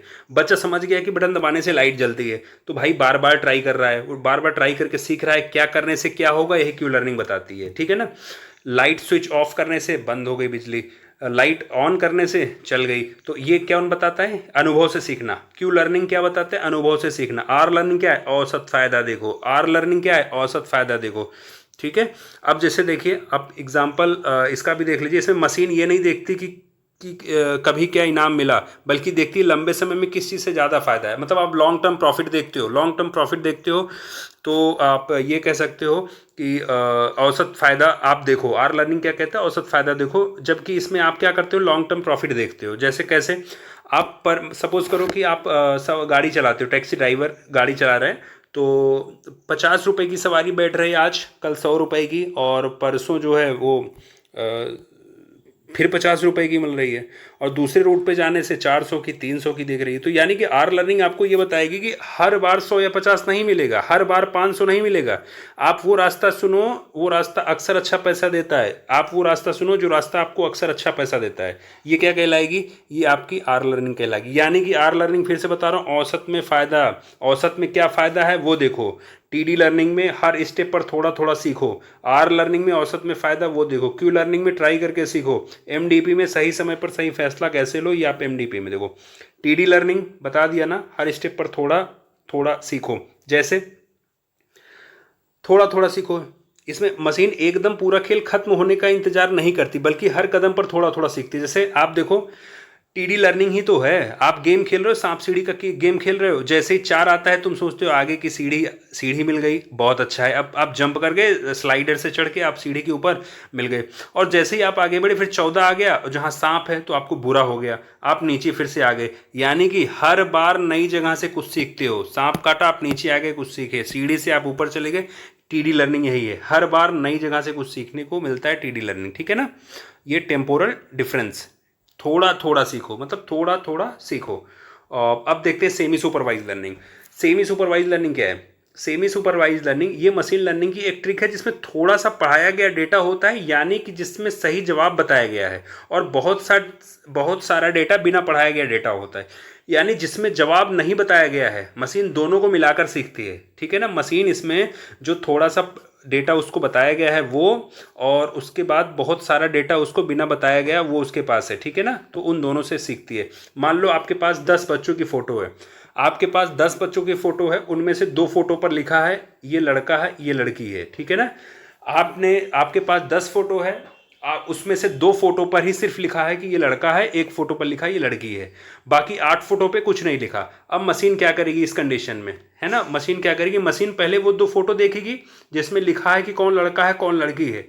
वो ये सीखेगी कि लड़कों और लड़कियों में क्या अंतर होता है। जैसे पहले वो इमेज से ही सीखेगी। आपने डेटा दिया, फोटो दिया, फोटो को पहले वो देख रही है फोटो में किसके बाल हैं, लड़के के बाल छोटे हैं लड़कियों के बाल लंबे हैं। लड़कों का जो कपड़ा देख रहा है, दोनों में कपड़ों में डिफरेंस निकाल रहा है। ठीक है ना। ये सब सारी चीज़ें पहले वो क्या कर रहा है, पहले वो स्कैन कर रहा है, पहले वो इन चीज़ों को समझ रहा है। फिर क्या करे, मशीन अपने आप अंदाज़ा लगाएगी कि बाकी 8 फोटो में कौन लड़का है या कौन लड़की है। ये कौन बता रहा है, सेमी सुपरवाइज लर्निंग। यानी कि थोड़ा बताया, बाकी कुछ सीखा, सही पहचान किया। ये क्या है, सेमी सुपरवाइज लर्निंग। ठीक है। अब देखते हैं, अब ये हो गया टॉपिक क्लियर हो गया होगा। अब हम क्वेश्चन पे चलते हैं, काफ़ी स्लाइड हो गया। अभी देखिए नेक्स्ट क्वेश्चन क्या था, नेक्स्ट क्वेश्चन ये था आपका। हाँ, अब ये क्वेश्चन पे देखिए, इसमें क्या था, सुपरवाइज लर्निंग के लेवल के डाटा की आवश्यकता होती है। तो आप बताओ, ये पूछ रहा है इनमें से कौन सा सत्य है, कौन सा कथन सत्य है। सुपरवाइज लर्निंग के लिए लेबल किए गए डेटा की होती है। देखिए ये मैंने क्या किया, मैंने ये एक डेटा दिया, एक टैग दिया। ठीक है। अब ये बताइए, मैंने ये टैग दिया, अब इसका बाल बड़ा है, भाई इमेज अच्छा नहीं है, आप हंसीएगा मत, पर आप ये देखिए। अब आप ये बताइए, मैंने यहां पे लिख दिया ये गर्ल, ये क्या है, मैंने इसको टैग दिया, मैंने क्या दिया इसको, मैंने इसको एक लेबल दिया। ये क्या है, एक लेबल है, मैंने इसको लेबल दिया। अगर मैं लेबल दे रहा हूं तो ये सुपरवाइज लर्निंग होगा, और अगर मैं लेबल नहीं दे रहा हूं तो ये अनसुपरवाइज लर्निंग होगा। ठीक है, ध्यान रखिएगा आप। अगर मैं यही नाम हटा दूं, जैसे देखिए, अब ये अनलेबल्ड हो गया। क्या हो गया, ये देखिए अब लेबल नहीं है इसमें, अब मैं ये नहीं बता रहा हूँ कि लड़का है कि लड़की है, अब मशीन ये खुद से सीखेगी कि बाल देख के बड़ा है कि नहीं है, ये क्या हो सकता है, ठीक है। तो ये क्या है, अगर डेटा दे दिया, अगर मैंने यहाँ पे लिख दिया, मैंने यहाँ पे लिख दिया कि ये चिंटू है, ठीक है ना। अब जैसे कोई इमेज है, मान लो सपोज करो मैंने बनाया ये, और अब मैंने ये बोला कि ये यहाँ पे मैंने कुछ नहीं लिखा, ठीक है। अब कुछ नहीं लिखा तो ये अनसुपरवाइज लर्निंग। और अगर इसका लिख दिया, मैंने इसमें क्या किया, मैंने लेबल डेटा दे दिया, जैसे मैंने दे दिया चिंटू या बॉय, मैंने क्या दिया, मैंने बोला ये बॉय है, ठीक है। तो ये बॉय अब क्या हो गया, लेबल हो गया, यानी कि अगर इसमें लेबल हो गया तो कैसा हो गया डेटा, ये सुपरवाइज लर्निंग हो गई, ठीक है। अब अनसुपरवाइज क्या होगा, अनसुपरवाइज बता दिया कि अगर लेबल नहीं दूं, बस मैं इमेज दे दूं और उसमें ना बताऊं कि लड़का है कि लड़की है, ठीक है। तो आप क्या करोगे, आप उसको एग्जाम आप दोगे अनसुपरवाइज। ये कह रहा है कि अनसुपरवाइज लर्निंग बिना लेबल के पैटर्न की पहचान करती है, तो बिल्कुल अनसुपरवाइज लर्निंग में लेबल डेटा नहीं होता, यानी कि सिर्फ इमेज रहेगा, मैं दूंगा नहीं नाम, या फिर मतलब उसमें लेबल या पैटर्न नहीं रहेगा, ठीक है ना, बिना लेबल के रहेगा। नेक्स्ट थर्ड वाला क्या कह रहा है कि रीइंफोर्समेंट लर्निंग में पुरस्कार या दंड के माध्यम से प्रतिपुष्टि शामिल होती है। तो भाई बिल्कुल अभी अभी आपने पढ़ा रीइंफोर्समेंट लर्निंग में पुरस्कार या दंड के ही माध्यम से, तो आप ये भी करेक्ट हो गया। चौथा पूछ रहा है सेमी सुपरवाइज्ड लर्निंग का उपयोग केवल बड़े लेवल के डेटा सेट के लिए किया जाता है। तो नहीं भाई, सेमी सुपरवाइज्ड के लिए ऐसा कुछ नहीं है। अभी आपने सेमी सुपरवाइज्ड आपने देखा कि बड़े लेवल के डेटा सेट के लिए जरूरी नहीं कि बड़े ही डाटा के लिए किया जाए, ठीक है। अब नेक्स्ट क्वेश्चन पे देखते हैं कि क्रिप्टो करेंसी क्या है। क्रिप्टो करेंसी लेन देन के लिए कौन सी आधार तकनीकी है, तो ब्लॉकचेन, ध्यान रखना है ब्लॉकचेन, क्या करना है, ब्लॉकचेन, ठीक है। अब आगे देखते हैं, थोड़ा सा देख भी लेते हैं कि ब्लॉकचेन है क्या। डायरेक्ट आंसर बता दिया, नहीं तो आप कहोगे सर ब्लॉकचेन आपने बताया नहीं। देखो ब्लॉकचेन का उपयोग क्या होता है, जब एक बार डेटा ब्लॉकचेन में संग्रहित हो जाती है तो उसे बदला या हटाया नहीं जा सकता, जो ये सुनिश्चित करता है कि डेटा हमेशा सटीक और विश्वसनीय है, ठीक है। ब्लॉकचेन का उपयोग सुरक्षित और अपरिवर्तनीय रिकॉर्ड रखने के लिए किया जाता है। किसका प्रयोग, ब्लॉकचेन का उपयोग सुरक्षित एवं अपरिवर्तनीय रिकॉर्ड रखने के लिए किया जाता है, ठीक है ना। यानी कि आप उसमें परिवर्तन नहीं कर सकते हो, ठीक है, आप उसके साथ छेड़छाड़ नहीं कर सकते हो, उसे बदल नहीं सकते हो, उसे हटा नहीं सकते हो। यानी कि इस बात से क्या साबित हो रहा है, ये बात सुनिश्चित करती है कि डेटा हमेशा सटीक और विश्वसनीय है। देखिए ब्लॉकचेन पर संग्रहित डेटा सभी के लिए देखने योग्य होता है, मतलब कोई भी उसको देख सकता है, जिससे यह सुनिश्चित होता है कि डेटा में कोई हेरफेर नहीं किया गया है। तो आपको समझ में आ गया होगा, ठीक है। अब चलते हैं नेक्स्ट क्वेश्चन पे, ये सब हो गया। हाँ, नेक्स्ट क्वेश्चन देखिए, HTTP और HTTPS के बारे में निम्नलिखित में से कौन सा कथन सत्य है। अब क्वेश्चन पे देखिए, HTTPS इसको क्या बोलेंगे, सिक्योर HTTP, ठीक है ना, जिसमें एस है। क्या कह रहा है, क्लाइंट और सर्वर के बीच आदान प्रदान किए गए डेटा को एनक्रिप्ट करता है। तो भाई ये क्या काम कर रहा है, HTTP क्लाइंट और सर्वर के बीच आदान प्रदान किए गए डेटा को एनक्रिप्ट करता है, बिल्कुल, क्योंकि सिक्योर है ना, कोई इनक्रिप्शन HTTPS अगर लगा है तो है मतलब डेटा इनक्रिप्ट कर रहा है, सिक्योर कर रहा है। अगर HTTP है तो नहीं कर रहा है, ठीक है। अब नेक्स्ट देखिए क्या है, HTTPS की तुलना में HTTPS की तुलना में कम सुरक्षित और इनक्रिप्शन प्रदान करता है। तो भाई HTTPS की तुलना में कम सुरक्षित इनक्रिप्शन प्रदान करता है, बिल्कुल सही बात, क्योंकि HTTP सिक्योर नहीं है, जबकि ये जो सिक्योर HTTP है वो क्या कर रहा है, उसकी तुलना में HTTP कम है, ठीक है, कम सुरक्षित एन्क्रिप्शन प्रदान करता है। ये यस लगा हुआ है तो इसकी तुलना में ये वाला कम सुरक्षित है, ध्यान ये रखना है, ठीक है। तो ये भी करेक्ट है। तीसरा क्या करें, HTTPS SLS और TLS प्रोटोकॉल का उपयोग करते हैं। HTTPS सिक्योर HTTP SSL और TLS का प्रोटोकॉल का उपयोग करते हैं। तो भाई ये भी करेक्ट है। अब थोड़ा सा देखते भी हैं कि कैसे, ध्यान ये रखना है कि आपको ये बताना है कि HTTP कोई भी इनक्रिप्शन प्रदान नहीं करता है, जबकि HTTPS secure hyper text transfer protocol सुरक्षित संचार के लिए इनक्रिप्शन प्रदान करता है। क्या करता है, secure hyper text transfer protocol सुरक्षित संचार के लिए इनक्रिप्शन प्रदान करता है। तो ध्यान ये रखना है आपको। तो यहाँ पे मेरे ये जो करेक्ट आंसर होगा 1 2 3 होगा। आंसर की में 1 3 था, लेकिन अब मे बी शायद वो लास्ट में सही हो गया होगा। ये मैंने इसको चेक किया, इसको 2-3 बार मैंने चेक किया, तो फिर भी मुझे 1 2 3 ही करेक्ट मिला। ठीक है, और अब देखते हैं नेक्स्ट क्वेश्चन। SSD के बारे में लिख लो, जैसे कौन सा कथन सत्य है। SSD क्या है? सिक्वेंशियल डेटा एक्सेस के लिए, सीक्वेंशियल डेटा एक्सेस के लिए SSD और SSD की तुलना में धीमे होते हैं। तो भाई SSD SSDs की तुलना में काफ़ी तेज होते हैं। कौन? SSD। ठीक है ना। तो SSD क्या होता है? SSD की तुलना में काफ़ी तेज होते हैं और वे डेटा को बहुत तेज पढ़ लिख सकते हैं। ठीक है ना। तो क्या है ये? पहला वाला गलत हो गया। क्या हो गया? पहला वाला गलत है। ठीक है ना, पहला वाला गलत है। अब दूसरा देखो, SSDs और नैंड आधारित फ्लैश मेमोरी का उपयोग करते हैं। तो भाई ये भी करेक्ट है। ये SSDs नैंड गेट आधारित फ्लैश मेमोरी का उपयोग करते हैं। थर्ड है आपका, SSD में कोई मूविंग भाग नहीं होता जो उन्हें SSD की तुलना में काफ़ी अधिक टिकाऊ बनाता है। SSD में कोई मूविंग भाग नहीं होता है, ये थर्ड वाला कह रहा है। तो बिल्कुल सही बात है। SSD में कोई भी हिलने वाला पुर्जा नहीं लगा होता है, इसलिए अधिक टिकाऊ होता है। करेक्ट है ये। SSD में क्या करना है? SSD जो है कोई भी हिलने वाला पुर्जा नहीं लगा होता है, इसलिए अधिक टिकाऊ है। और चौथा वाला, SSD SSD की तुलना में कम बिजली की खपत करते हैं। तो चौथा ऑप्शन भी सही है भाई। क्यों करते हैं? हाँ ये बात सही है, क्योंकि इनमें घूमने वाले प्लेटर्स या रीड राइट हेड नहीं लगे होते हैं। किसमें? ठीक है ना, SSDs में। तो SSD SSD की तुलना में कम बिजली खपत करते हैं। तो ये समझ में आ गया होगा। और नेक्स्ट चलिए हम स्टार्ट करते हैं। ये नेक्स्ट पेपर जो आपको बता दिए 16 फरवरी 2025 का है, और ये आपका UP SSSC के थ्रू जो सहायक लेखाकार लेखा परीक्षक है उसका पेपर है। तो बिना समय खराब किए हम स्टार्ट करते हैं। तो पहला क्वेश्चन था इस पेपर में, समानांतर पोर्ट में कितने बिट्स डेटा भेजे जाते हैं? तो उसका आंसर होगा 8। समांतर पोर्ट में 8 बिट डेटा होती है, और ये एक समय में 8 बिट डाटा संचारित कर सकता है, जो कि सीरियल पोर्ट की तुलना में तेज होता है। और ये भी समझते रहना है आपको, समांतर पोर्ट जो है ये इसका उपयोग कहाँ किया जाता है? तो प्रिंटर हुआ, स्कैनर हुआ, और इन सब को कंप्यूटर से जोड़ने के लिए इसका उपयोग किया जाता है। नेक्स्ट क्वेश्चन पे चलते हैं। क्या है? मैच करना है आपको। इसमें आप देखिए फर्स्ट पे क्या है? मैसेज, संदेश। तो संदेश का क्या होगा? तो जब आप आंसर में देखोगे फर्स्ट को ई से मैच किया गया है, जबकि ये गलत है।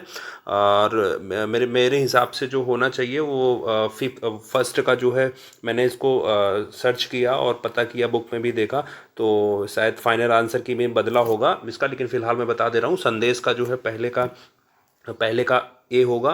संदेश पते जैसी जानकारी वाला डेटा, यानी कि data with information like address. और दूसरा जो है चैनल संदेश। चैनल संदेश यानी कि क्या? कई संदेशों के लिए चैनल संदेश देखेंगे। सेकंड वाला ना, सेकंड वाला सी है, सी ऑप्शन के साथ मैच करेगा। कई संदेशों के लिए संचार चैनलों का कुशल उपयोग। और थर्ड वाला है पैकेट। तो पैकेट सबको पता होता है, पैकेट क्या है? पैकेट यानी कि आसान ट्रांसमिशन के लिए बड़े संदेशों को तोड़ने वाली छोटी इकाई। तो जब आप पैकेट, जहाँ पे तोड़ने की बात हो, उसको छोटे इकाइयों में तोड़ने की बात हो, आप तुरंत समझ जाना क्या होगा, वो होगा आपका पैकेट। ठीक है। और प्रोटोकॉल क्या है? नियमों का एक सेट है ना। नियम जो अनुप्रयोगों के बीच संदेश के अर्थ को परिभाषित करता है, क्या? हमारा प्रोटोकॉल। ठीक है। और संदेश की लंबाई क्या होगा? तो भाई संदेश की लंबाई मैच करना है इसका जो है ई से, संचार को प्रभावित करने वाले संदेशों का अलग अलग आकार। Because message length refers to the size of the data being transmitted, है ना। ये वाला message length refers to the size of the data being transmitted. So here fifth will be match with E option. ठीक है। अब next पे move करते हैं, अगले क्वेश्चन पे। ये भी मैच करना है। तो फर्स्ट पे आपका क्या हो गया? फर्स्ट मैच होगा सिंप्लेक्स चैनल। सिंप्लेक्स चैनल किससे मैच होगा? ये केवल एक दिशा में डेटा को भेजता है। एक दिशा में डेटा को भेजता है, जैसे रेडियो आप जो सुनते हो, आप सिर्फ सुन पाते हो, डेटा सिर्फ आपके पास तक पहुंचता है, एक दिशा में सिग्नल भेजा जाता है। रेडियो आप देखते हो, टीवी पे जो चीज़ आती है वो आप सिर्फ देख पाते हो। तो क्या हुआ? जो डेटा है वो एक दिशा में सिग्नल भेज रहा है ना, केवल एक ही दिशा में तो सिग्नल भेज रहा है, तो टीवी का प्रसारण और रेडियो ये सब किसका सिंप्लेक्स चैनल का एग्जांपल हुआ। और हाफ डुप्लेक्स क्या है? अब हाफ डुप्लेक्स वॉकी टॉकी की तरह एक बार में एक ही दिशा में सिग्नल भेजता है, लेकिन देखिए मैंने इसमें कुछ पॉइंट और ऐड किया हुआ है। अब देखिए ज़रूरी ये नहीं है कि यहाँ पे जो दिया हुआ है, आप सोच रहे हो PYQ से फ़ायदा क्या है, तो भाई इसमें 5 है ना, आप एक क्वेश्चन पढ़ रहे हो लेकिन एक में आप 5 चीज़ें देख रहे हो। सिंप्लेक्स चैनल पढ़ रहे हो, हाफ डुप्लेक्स पढ़ रहे हो, फुल डुप्लेक्स पढ़ रहे हो, पॉइंट टू पॉइंट पढ़ रहे हो, और ये मल्टी पॉइंट चैनल पढ़ रहे हो, तो सारे जो है 5 में से कोई भी एक क्वेश्चन अलग से फिर नेक्स्ट पेपर में आ सकता है।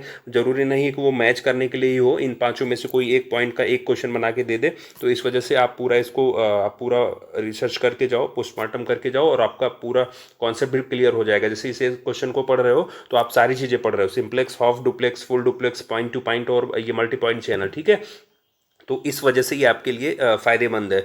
और हाफ डुप्लेक्स का मैंने बताया वॉकी टॉकी की तरह एक बार में एक ही दिशा में जाता है, तो आपको ध्यान ये रखना है इसमें कि संचार तो दोनों दिशाओं में संभव है, ठीक है ना। इसमें एक पॉइंट मैं और ऐड कर दे रहा हूँ, हाफ डुप्लेक्स में संचार दोनों दिशाओं में संभव है, लेकिन ध्यान ये रखना है कि एक समय में एक ही दिशा में डेटा भेजा जा सकता है। संचार दोनों में पॉसिबल है, लेकिन एक समय में एक ही दिशा में डेटा भेजा जा सकता है, ठीक है। और फुल डुप्लेक्स में देखिए, फुल डुप्लेक्स चैनल में क्या होगा, दोनों उपकरण के बीच सीधा कनेक्शन है, जैसे फाइबर ऑप्टिक्स हो गया, दोनों उपकरणों के बीच सीधा संबंध। आपका ध्यान रखना फुल डुप्लेक्स, फुल में मतलब आपको दोनों तरफ, ठीक है। और पॉइंट टू पॉइंट क्या हुआ, इसमें फुल डुप्लेक्स में दोनों दिशाओं में एक साथ सिग्नल भेजता है। जैसे आप देखिए टेलीफोन पे, आप जो टेलीफोन पहले जो इसमें वायर वाले टेलीफोन होते थे, तो वो उस पर जब आप बातचीत करते हो तो दोनों दिशाओं में एक साथ, या फिर आप टेलीफोन के अलावा भी आप ढेर सारे एग्जांपल जिसमें आप दोनों उपकरण में सीधा इसमें फुल डुप्लेक्स में आप क्या करते हो, दोनों दिशाओं में एक साथ सिग्नल भेज सकते हो, ठीक है ना। ध्यान रखना है, टेलीफोन पे बातचीत एग्जांपल है किसका, टेलीफोन पे बातचीत एग्जांपल आपका फुल डुप्लेक्स का। और पॉइंट टू पॉइंट का देखिएगा, इसको करेक्ट कर लीजिएगा, फोर्थ का जो है option, fourth will be match with A option, ठीक है। फोर्थ क्या है, पॉइंट टू पॉइंट चैनल, और ये मैच होगा आपका ए से। ए मीन्स दो उपकरणों के बीच सीधा संबंध। ये देखिएगा, ये जो है ना, ये किसके साथ है, ये आपका जो है मैच कर रहा है ए ऑप्शन, ये फोर्थ वाले के साथ, ठीक है ना। नहीं तो कंफ्यूज मत होइएगा आप कि फुल डुप्लेक्स वाले के साथ मत मैच करिएगा। ये है आपका किसके साथ, पॉइंट टू पॉइंट चैनल के साथ, ठीक है ना। दो उपकरणों के बीच सीधा कनेक्शन, जैसे फाइबर ऑप्टिक्स, ठीक है। और ये multi point channel, multi point मतलब मल्टी मीन्स होता ही है ना कई, ढेर सारे उपकरण, तो मल्टी पॉइंट से ईजी है, तो आपको बहुत ज़्यादा समझने सोचने की जरूरत नहीं। मल्टी पॉइंट चैनल अपने आप ही आप समझ जाओगे कि मल्टी है तो कई उपकरण, यानी कि कई उपकरण द्वारा उपयोग किया जाता है, जैसे वायरलेस नेटवर्क में, ठीक है ना, वायरलेस नेटवर्क में। तो ध्यान रखना है, ये जैसे वाईफाई हुआ ना, वाईफाई क्या करता है, वाईफाई किसका एग्जांपल है, ये मल्टी पॉइंट चैनल का। क्योंकि जैसे देखो, आप एक वाईफाई से ढेर सारी डिवाइस कनेक्ट करते हो, वाईफाई एक ही होता है लेकिन उसमें डिवाइस ढेर सारे कनेक्ट हो जाते हैं, तो ये मल्टी पॉइंट चैनल का एग्जाम्पल हुआ, ठीक है। वाईफाई याद रखना है आपको, वाईफाई मल्टी पॉइंट चैनल का जो है एग्जाम्पल है, ठीक है। अब देखते हैं नेक्स्ट है, इसमें भी मिलान करना है। अब आप ये देखिएगा, इसमें प्रोग्राम लोड करना मीन्स कंप्यूटर शुरू होने पर प्रोग्राम लोड करने की एक विधि, ठीक है। और उसके बाद फिर ये आप देखिए यूज़र इंटरफेस, थर्ड वाले का, अभी सेकंड वाले को छोड़ रहे हैं। यूज़र इंटरफेस का इनपुट आउटपुट का प्रबंधन करना और निर्देशों को निष्पादित करना, ठीक है। और ये आपका हाल्ट निर्देश क्या है, प्रोग्रामों को रोकना और कंप्यूटर को रोक देना।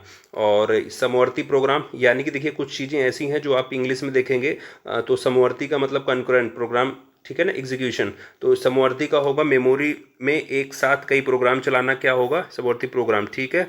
और अब देखिए मेरे हिसाब से इसमें आंसर जो दिया हुआ है, लेकिन मेरे हिसाब से फर्स्ट का डी होना चाहिए।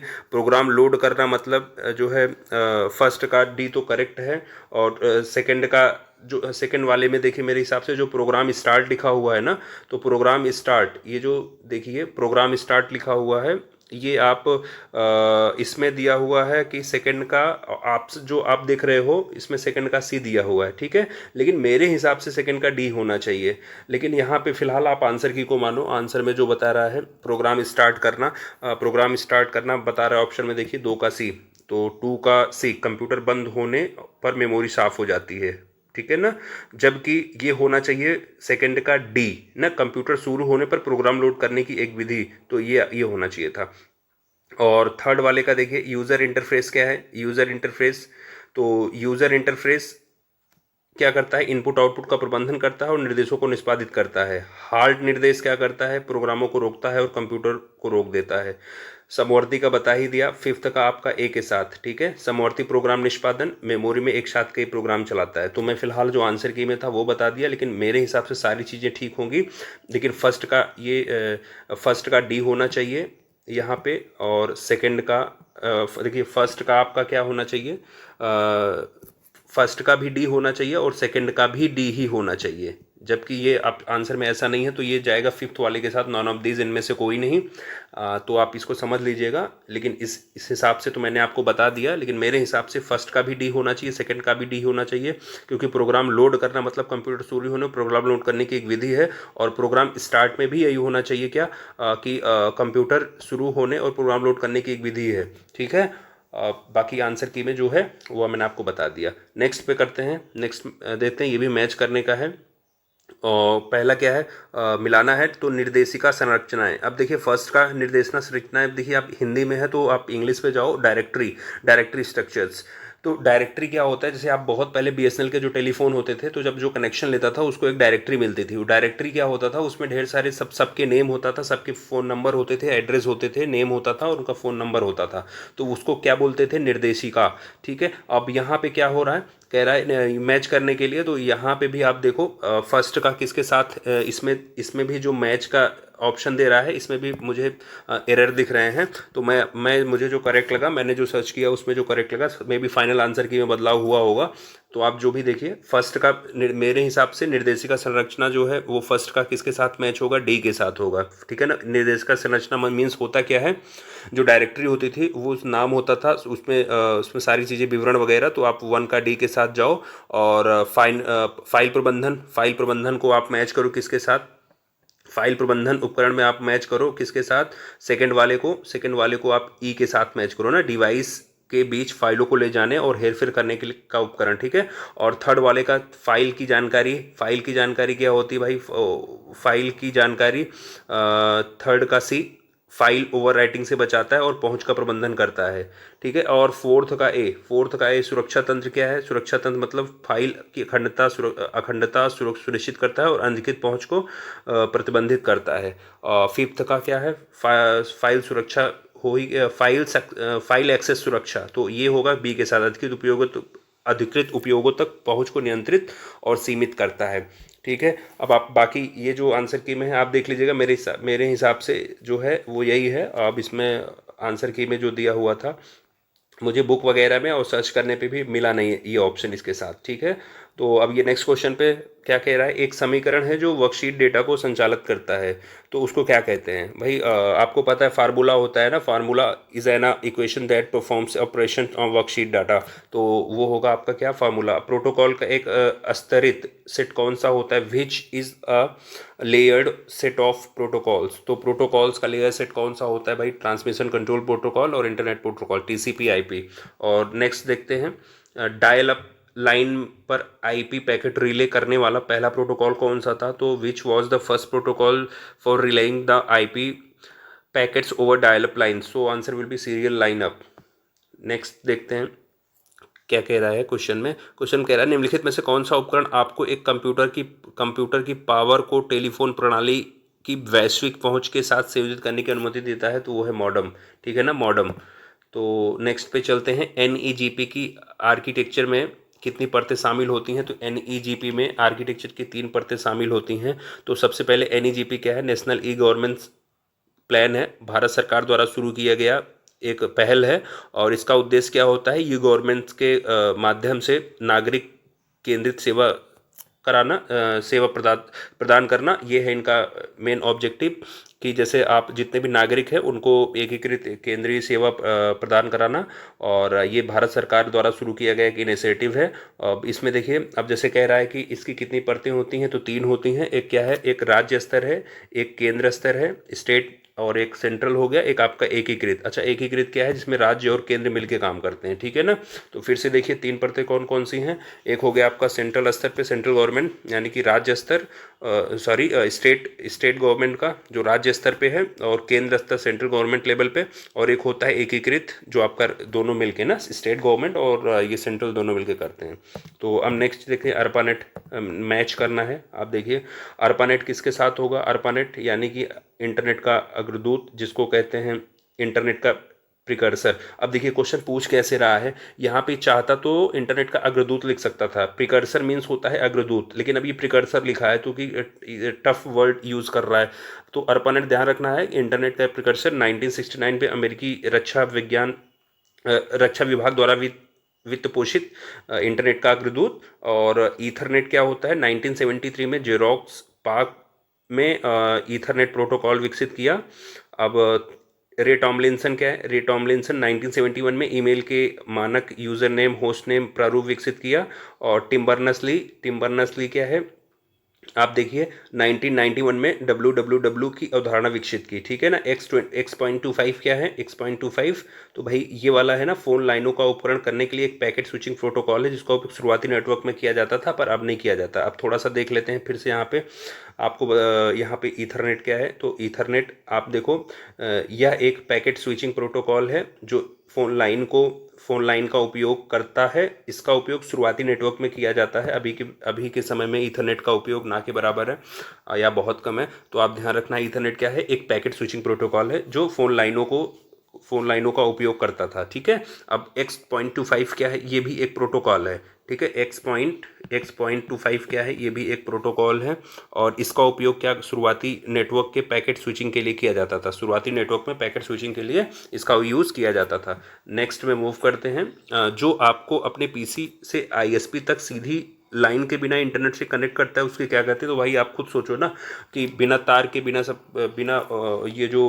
बिना वायर के आपको जो कनेक्ट करता है वो आपका क्या होता है? वाईफाई होता है। वाईफाई क्या है? Wireless Fidelity. इसका फुल फॉर्म क्या होता है? वायरलेस फिडेलिटी, ठीक है, ध्यान रखना है आपको। वायरलेस वायरलेस वायरलेस फिडेलिटी, ठीक है, वायरलेस फिडेलिटी। तो अब नेक्स्ट क्वेश्चन पे चलते हैं। नेक्स्ट क्वेश्चन क्या है? सॉफ्टवेयर जो प्रतियों को पुनर्वितरित करने के अधिकार के साथ उपलब्ध कराया जाता है, उसको क्या कहते हैं? मतलब सॉफ्टवेयर, कहने का मतलब software which is made available with right to redistribute copies, मतलब शेयरवेयर। उसको क्या कहते हैं? प्रतियों को पुनर्वितरित करने का अधिकार के साथ उपलब्ध कराता है, उसको कहते हैं हम शेयरवेयर। अभी हम आगे देखेंगे शेयरवेयर क्या है, ठीक है। अभी देख लो फिर स्लाइड पे। शेयरवेयर फिर से देख लो आप, क्या है? एक प्रकार का सॉफ्टवेयर है जो उपयोगकर्ता को मुफ्त में वितरित किया जाता है। कौन? शेयरवेयर। शेयरवेयर क्या होता है? मुफ्त में, ठीक है ना। शेयरवेयर आपको मुफ्त में वितरित किया जाता है, लेकिन निश्चित अवधि के लिए या फिर कुछ सुविधाओं के साथ, ठीक है, शेयरवेयर। अब देखिए अगला क्वेश्चन है, मशीन लर्निंग में डैश शामिल हो जो सीखने के लिए डेटा का उपयोग करता है। तो मशीन लर्निंग में क्या शामिल है? जो सीखने के लिए डेटा का उपयोग करता है। तो मशीन लर्निंग में एल्गोरिदम शामिल है जो सीखने के लिए डेटा का उपयोग करता है। कौन सा डेटा? नेक्स्ट क्वेश्चन, कौन सा डेटा प्रसंस्करण की विश्वसनीयता है? तो जो ये सत्यता है ना, वेरासिटी, तो क्या है ये? सत्यता। डेटा की सच्चाई जितनी ज़्यादा होगी, उस पर भरोसा उतना ही ज़्यादा किया जा सकता है। तो ध्यान रखना कि डेटा की जो जितनी सच्चाई होगी, वेरासिटी जितनी ज़्यादा होगी, उस पर भरोसा ट्रस्टवर्थनेस जो है उसके ऊपर उतना ही ज़्यादा किया जा सकेगा, ठीक है ना, ट्रस्टवर्थीनेस। तो नेक्स्ट क्वेश्चन पे देखते हैं, उत्तर प्रदेश, ये तो अब उसका हो गया, यूपी जीके का हो गया।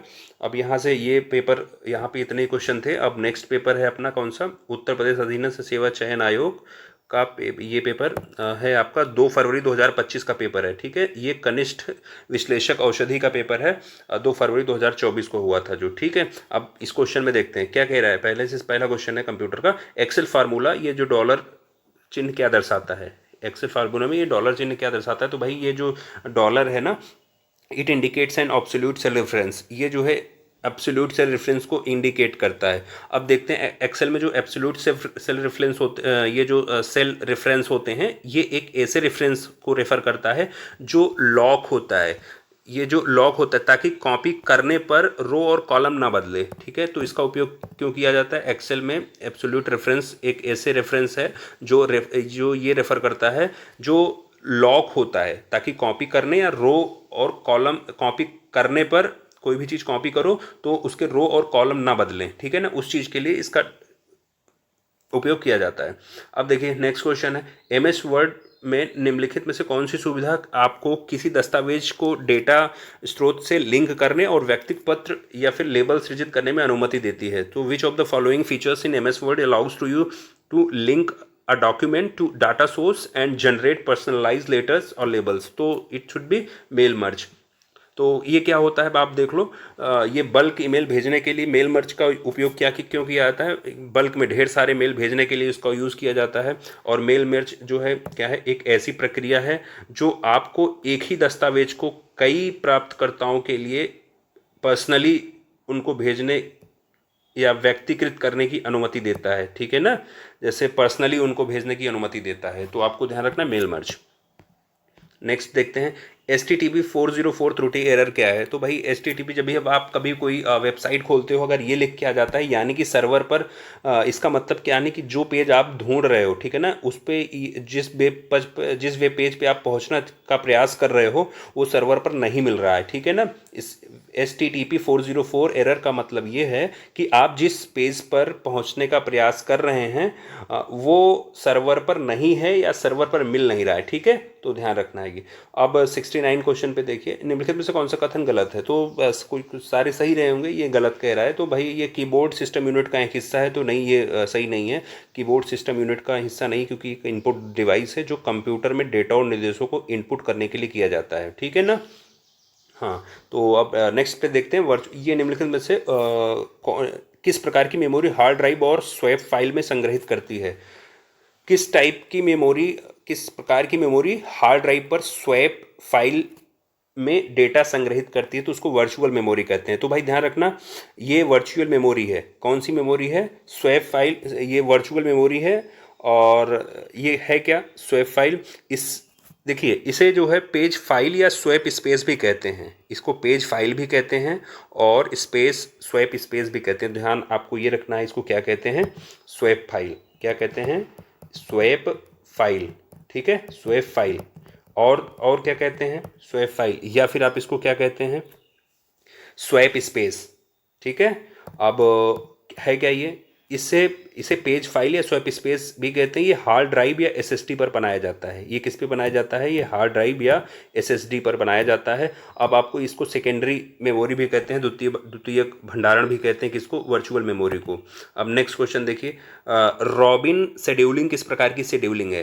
तो रॉबिन शेड्यूलिंग आंसर आ रहा है प्रिमिटिव शेड्यूलिंग। तो जो अब देखिए क्या है, शेड्यूलिंग क्या होता है? शेड्यूलिंग भाई कार्यों को निष्पादित करने के लिए संसाधनों को आवंटित करने की एक क्रिया है। कौन सा काम जो निष्पादित हुआ? कार्यों को निष्पादित करने के लिए संसाधनों को आवंटित करने की क्रिया क्या कहलाती है? शेड्यूलिंग कहलाती है इस कंप्यूटर के टर्म में, ठीक है।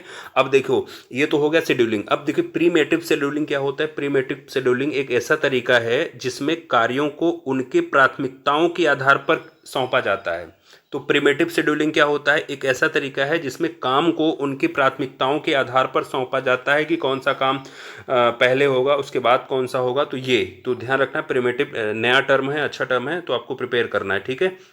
नेक्स्ट क्वेश्चन देखिए 72 में क्या कह रहा है कि एरे एक डेटा प्रकार है जो कई सजातीय डेटा तत्वों को संग्रहित कर सकता है, ठीक है। तो अब आप ये देखिए, ये अभिकथन है, ठीक है ना। अभिकथन क्या कह रहा है? एरे एक ऐसा डेटा है जो कई सजातीय डेटा तत्वों को संग्रहित कर सकता है। और कारण आर कह रहा है कि एरे के तत्वों को इंडेक्स 0 से शुरू करके अनुक्रमित तरीके से संग्रहित किया जाता है। तो पूछ रहा है कि इसमें से कौन सा है? तो देखिए अब एरे एक ऐसा डेटा प्रकार है, एक डेटा प्रकार है जो सजातीय डेटा को देखिए थोड़ा इंग्लिश में आप देखिए, ऐसे क्वेश्चन को बचिए आप हिंदी में, तो फिर इंग्लिश में आप पढ़ेंगे तो थोड़ा सा ज़्यादा आपका कॉन्सेप्ट क्लियर होगा। एरे वाले में देखिए, array is a data type which can store multiple homogeneous data elements. हाँ, इट विल बी करेक्ट, ये सही होगा।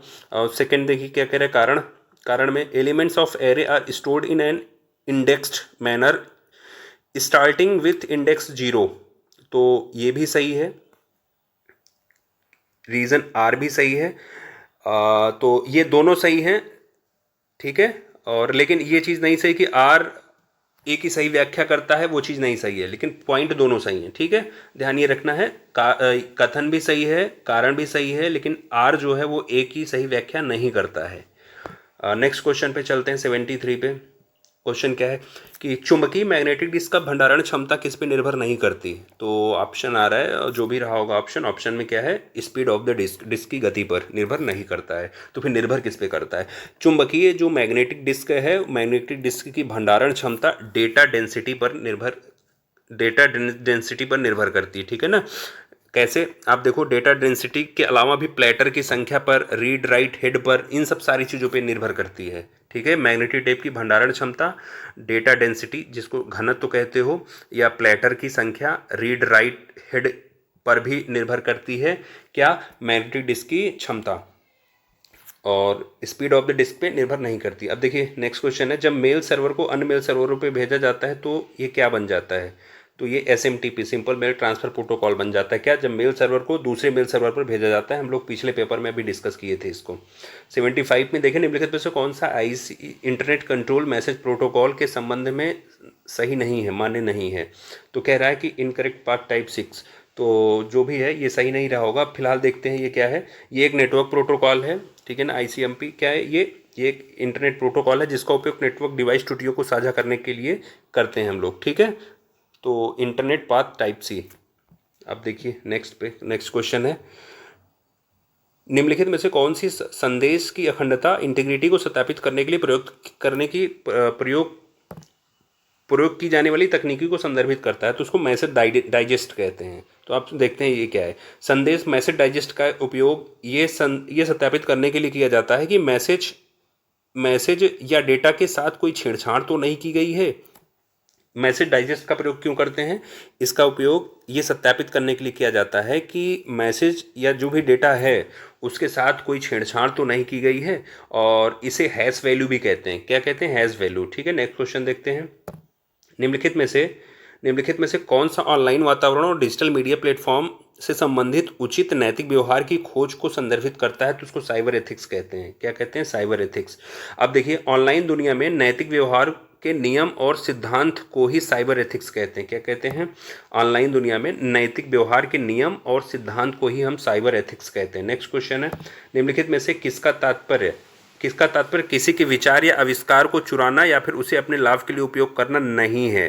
तो कॉपी स्कैप। अब कॉपी स्कैप क्या होता है, कॉपी स्कैप दूसरी चीज़ है। ये कह रहा है डेटा आविष्कार, किसी चीज़ का डेटा चुराना, किसी के विचार चुराना, तो वो क्या कॉपी स्कैप है। नहीं भाई, वो कॉपी स्कैप नहीं है। उस कॉपी स्कैप फिर क्या है, कॉपी स्कैप का प्रयोग जो है, इसका उपयोग करके किसी भी टेक्स्ट को कॉपी करने की प्रक्रिया को रोकने के लिए किया जाता है, ना कि कॉपी करने के लिए किया जाता है, ठीक है। तो अब देखिए, किसी के विचार को या आविष्कार को चुराना, फिर वो क्या होता है, फिर उसको हम प्लेगरिज्म कहते हैं या थेफ्ट कहते हैं। प्लेगरिज्म मतलब जैसे कोई कंटेंट है, किसी का कंटेंट है और कोई आदमी उसी के कंटेंट को चुरा के वो दूसरा वो यूज़ कर रहा है, पढ़ाने में यूज़ कर रहा है, किसी चीज़ में कर रहा है, तो उसको हम कहते हैं प्लेगरिज्म। जिसमें देखिए कॉपीराइट का इशू, वो जिसका प्लेगरिज्म चोरी हुआ है वो कर सकता है इस केस में, ठीक है ना। तो प्लेगरिज्म याद रखना, ये इंपॉर्टेंट है, अपकमिंग एग्जाम में पूछ सकता है कि प्लेगरिज्म क्या है। और नेक्स्ट में देखते हैं क्या है, इनमें से कौन सा कमांड पैराग्राफ फॉर्मेटिंग को हटा देता है। तो इसमें तो ऑप्शन है नहीं, लेकिन देखते हैं क्या है ये। तो ये क्यों होता है। तो इसमें देखिए, पैराग्राफ फॉर्मेटिंग को हटाने के लिए Ctrl+Q कमांड का उपयोग करते हैं। फिलहाल जो ये पूछा है उसमें हम लोग बता रहे हैं कि कौन सा कमांड पैराग्राफ फॉर्मेटिंग को हटा देता है। तो उसमें ऑप्शन नहीं रहा होगा, लेकिन फिर भी आप समझिए कि ये जो कमांड है ये पैराग्राफ फॉर्मेटिंग को हटा देता है। पैराग्राफ फॉर्मेटिंग को हटाने के लिए Ctrl+Q कमांड का उपयोग होता है, ठीक ना। तो क्या याद रखना है, Ctrl+Q पैराग्राफ फॉर्मेटिंग को हटा देता है। अब नेक्स्ट क्वेश्चन था, मशीन लर्निंग के संबंध में निम्नलिखित में से कौन सा कथन सत्य है। तो मशीन लर्निंग कृत्रिम बुद्धिमत्ता का उपसमूह है। मशीन लर्निंग कृत्रिम बुद्धिमत्ता का उपसमूह है। मशीन लर्निंग कृत्रिम इंग्लिश में देखते हैं, machine learning is a subset of artificial intelligence. हाँ, अब ये देखिए, इंग्लिश में कॉन्सेप्ट थोड़ा जल्दी क्लियर होता है। आप जब हिंदी ना समझ में आए तो आप इंग्लिश पे ध्यान दो। अब सबसेट, आप देखिए यहाँ पे ये आर्टिफिशियल, जैसे वहाँ पे हिंदी में कह रहा है, अब यहाँ पे सबसेट ऑफ आर्टिफिशियल इंटेलिजेंस, यानी कि आप खुद देखिए मैंने बनाया है ये जो मशीन लर्निंग है, मशीन लर्निंग है, देखिए आप एआई का सबसेट है कि नहीं है, बिल्कुल है। देखिए सबका गॉडफादर एआई है, एआई का बेटा कौन हुआ, मशीन लर्निंग, मशीन लर्निंग का बेटा कौन हुआ, डीप लर्निंग। तो ये सब सारे क्या है, एआई गॉडफादर हुआ, सब इनका परिवार है ये, ठीक है ना, उसी के अंदर ही तो हैं। अब जो आप बिग डेटा करते हो या डीप लर्निंग करते हो, मशीन लर्निंग करते हो, सब आप देखिए एआई के ही पार्ट है। तो वही ये पूछ रहा है कि जो मशीन लर्निंग है ना, जो इसका जो मशीन लर्निंग है आर्टिफिशियल इंटेलिजेंस का सबसेट है कि नहीं है। तो आप देखो ना, ये जो मशीन लर्निंग है एआई का ही तो है, पार्ट है, तो बस वो करेक्ट है, ये क्या है, ये सत्य है। अब नेक्स्ट पे चलते हैं।